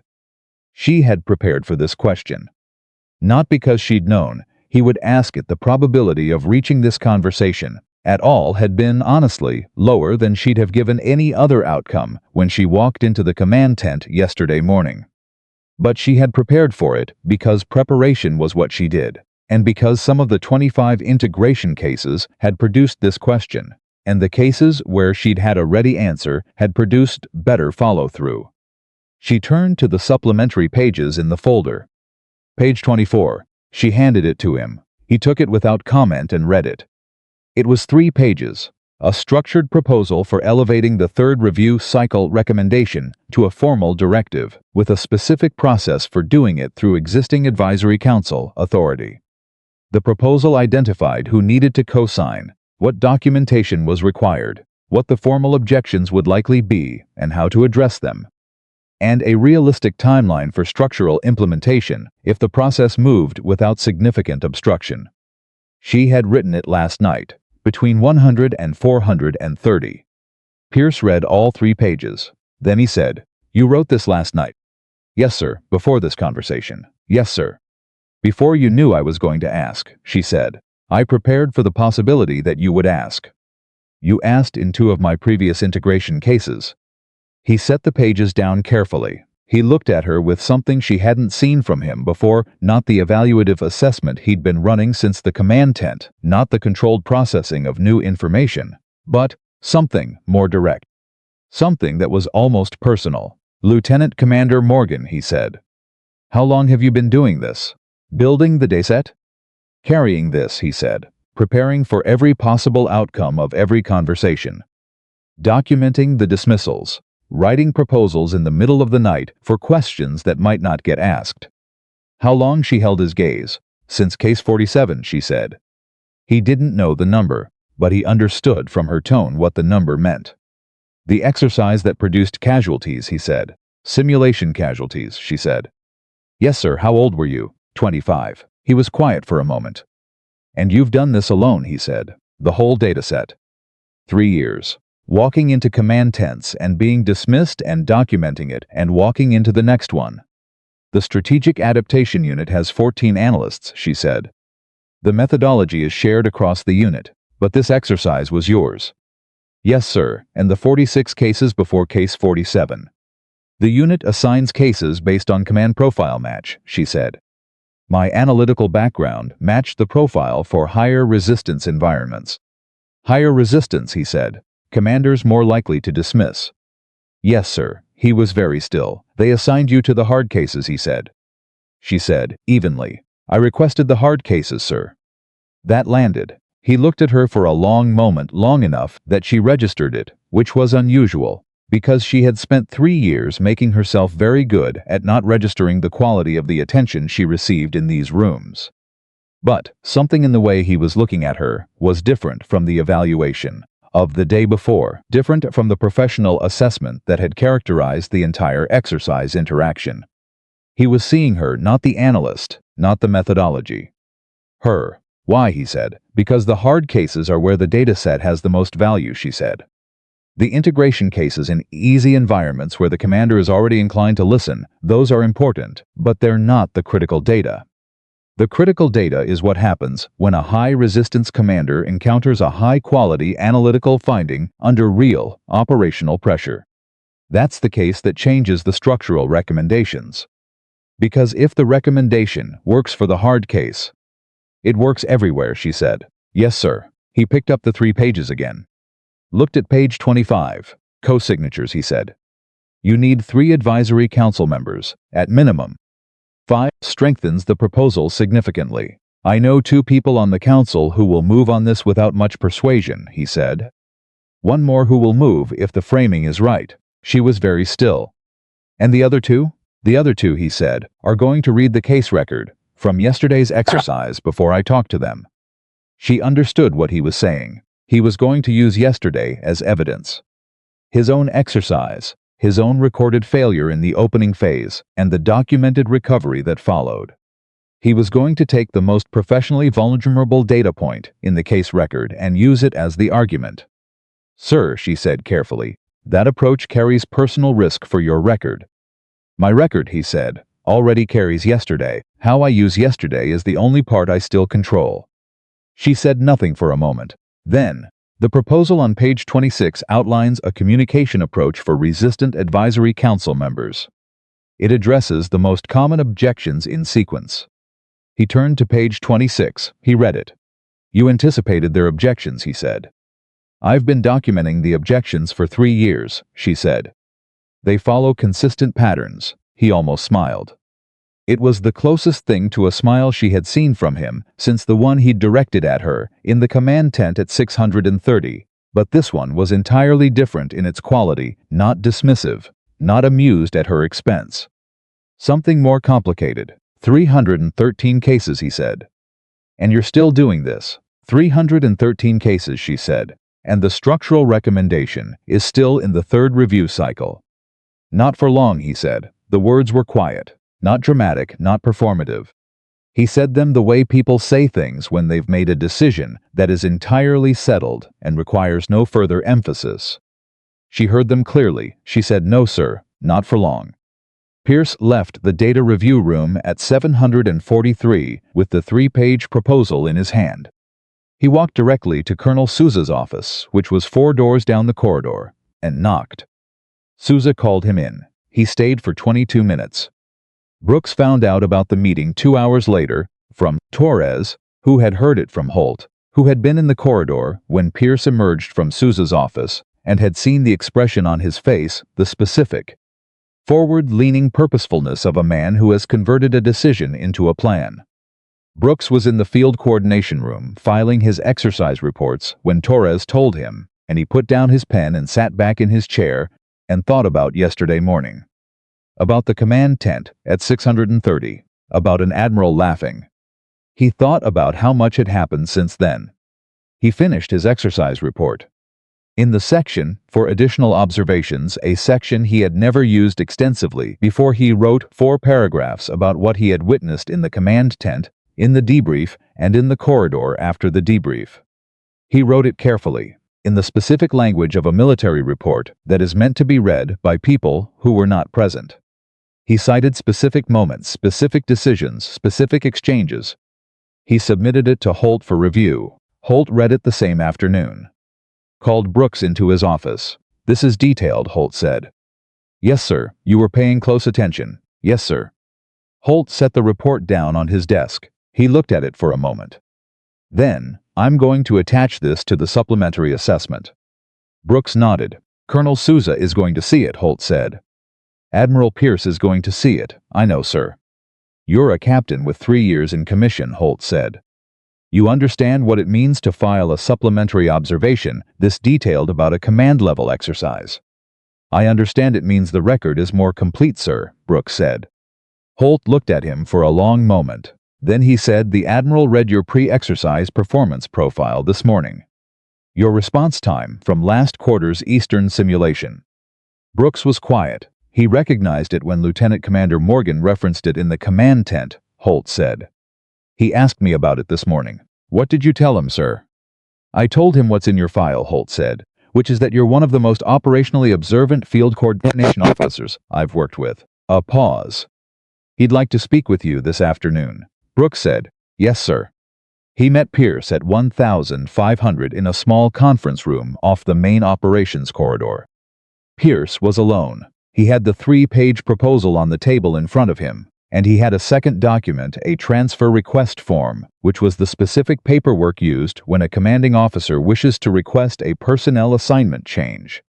Brooks sat down. Pierce looked at him directly. "Captain, I've read your supplementary observation report." "Yes, sir, it's accurate," Pierce said, "all of it."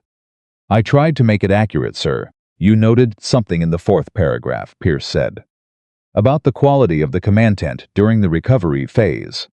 You described it as, let me read it, directly a blended authority, not ranked in the traditional sense, but ranked in the more fundamental sense of who was seeing what most clearly." "Yes, sir, that's good language," Pierce said, "for a field coordination report."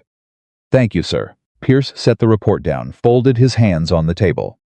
"The Strategic Adaptation Unit has an embedded field observation program," he said.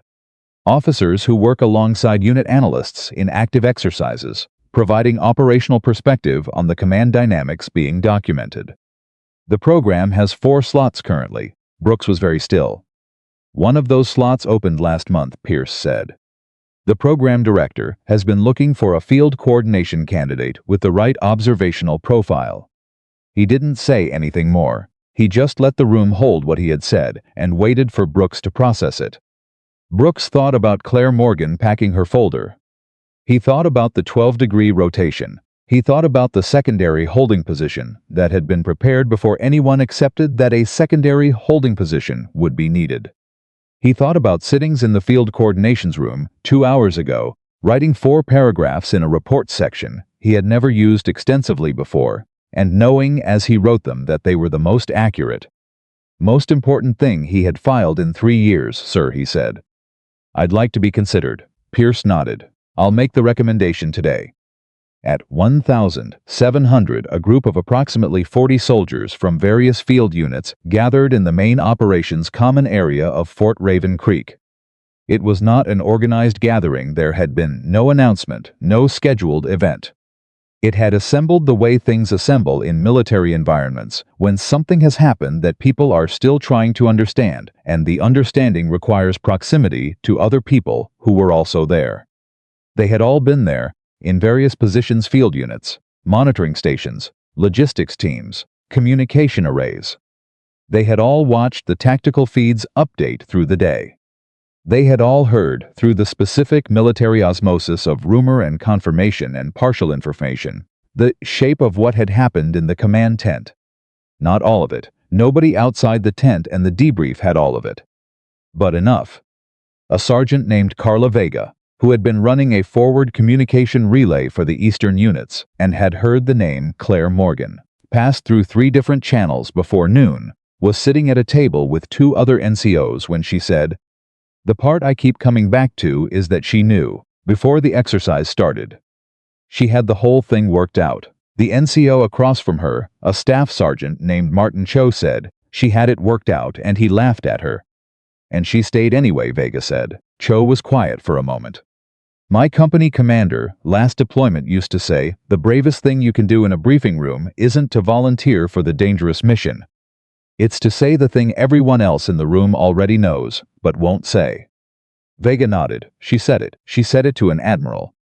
"And he laughed," Vega said. "And then the corridor went dark, exactly when she said it would." They sat with that for a moment. Then Cho said, "And then he walked across the room and asked her about the Eastern allocation." "Yeah," Vega said quietly. "He did." That was the part that none of them had expected. Not Claire being right. Her being right was vindicating but not surprising, because competence, when you looked at it clearly, was not actually surprising. The surprising part, the part that none of them could stop coming back to, was the walk across the tent. Because they all understood, from their own experience in their own roles, how hard that walk was. How much it cost. What a person had to be willing to acknowledge about themselves and about their assumptions in order to take it. They had all been in situations where they were the admiral, in some smaller sense, the person with the established position, the person whose plan was fracturing, the person who had laughed too soon at someone they should have listened to. Most of them knew exactly how rarely the person in that position walked across the room. Pierce had walked, and the operation had held. And tomorrow, or the next week, or whenever the paperwork reached the advisory council, something structural was going to move slowly, with resistance, through the specific grinding friction of institutional change, but it was going to move. Because a man with the right kind of access has decided to push. And the reason he had decided to push was sitting on a table in the data review room in the form of a 3-page proposal written between 100 and 430 by a 29-year-old officer who had prepared for the possibility that he would ask. At 1,830, Claire was finishing the last of her data entry when her tablet notified her of a message from the Strategic Adaptation Unit's program director. She opened it. It was brief, 2 sentences. The first sentence confirmed that today's case entry had been received and integrated into the dataset. The second sentence said that the program director had received a preliminary communication from an advisory council member requesting a formal briefing on the 3rd review cycle recommendation. She read it twice. Then she set the tablet down, placed both hands flat on the workstation surface, and let out a breath that had been building not since this morning, not since yesterday morning, but since case 47. Since a 25-year-old analyst had sat in a secondary monitoring station and watched a logistics fish materialize in exactly the location she had identified, in exactly the timeline she had projected, and had understood. In that specific and terrible moment, That being right was not the same as being heard, and that being heard was not the same as being listened to, and that being listened to was not the same as the information reaching the decision in time. 4 years, 313 cases, 47 cases before the one that changed her, and 266 after it, each one documented with the same methodical completeness. Each one a data point in a structure that was trying to solve a problem larger than any individual exercise or any individual commander. Today's case was the 313th. And it was the first one that had ended with a preliminary communication requesting a formal briefing. She picked up the folder, the original one, the one she had carried into the command tent at 630, the one that had been opened twice in the exercise and extensively afterward, the one that now had 27 pages and the slight worn quality of something that has been handled under pressure. She held it for a moment. Then she set it in her bag, beside the tablet, beside the supplementary pages she had written at night, beside everything she had brought to this exercise and everything she was taking home from it. She stood. She turned off the workstation. She walked out of the data review room, down the corridor, past the closed doors of offices where decisions were still being made and paperwork was still being filed, and the slow structural machinery of institutional change was beginning somewhere to move. She walked out of the operations building and into the evening and stood still for a moment, and she thought about Pierce at 748, crossing the tent. Not because of authority, not because she had forced his hand. Because the information was accurate and the mission required it, and he was, underneath everything that experience and rank and 31 years of being right had built around him, a man who still knew the difference between those two things. She thought about Brooks writing 4 paragraphs in a report section nobody had asked him to fill. She thought about Torres saying yes under her breath when the Northern Defense held. She thought about 5,000 soldiers watching a tactical display update, watching positions stabilize, watching an operation recover from a fracture point, not knowing exactly what had happened inside the command tent, knowing that something had. She started walking toward the officers' quarters. She had a 600 flight back to the Strategic Adaptation Unit's home station. She had 3 new case requests waiting in her inbox. She had a 4th review cycle that was no longer just waiting. And she had, for the first time in 4 years, the specific, grounded, unperformative certainty of a person who has carried something far and difficult and has just seen it begin to arrive, not at the destination, not yet, but in motion, finally. Genuinely in motion, in a way that ought all the documentation and all the preparation and all the hours in command tents being laughed at and staying anyway had been building toward. The information had reached the decision had moved. And somewhere in the machinery of institutional change, 313 data points were finally starting to be heard.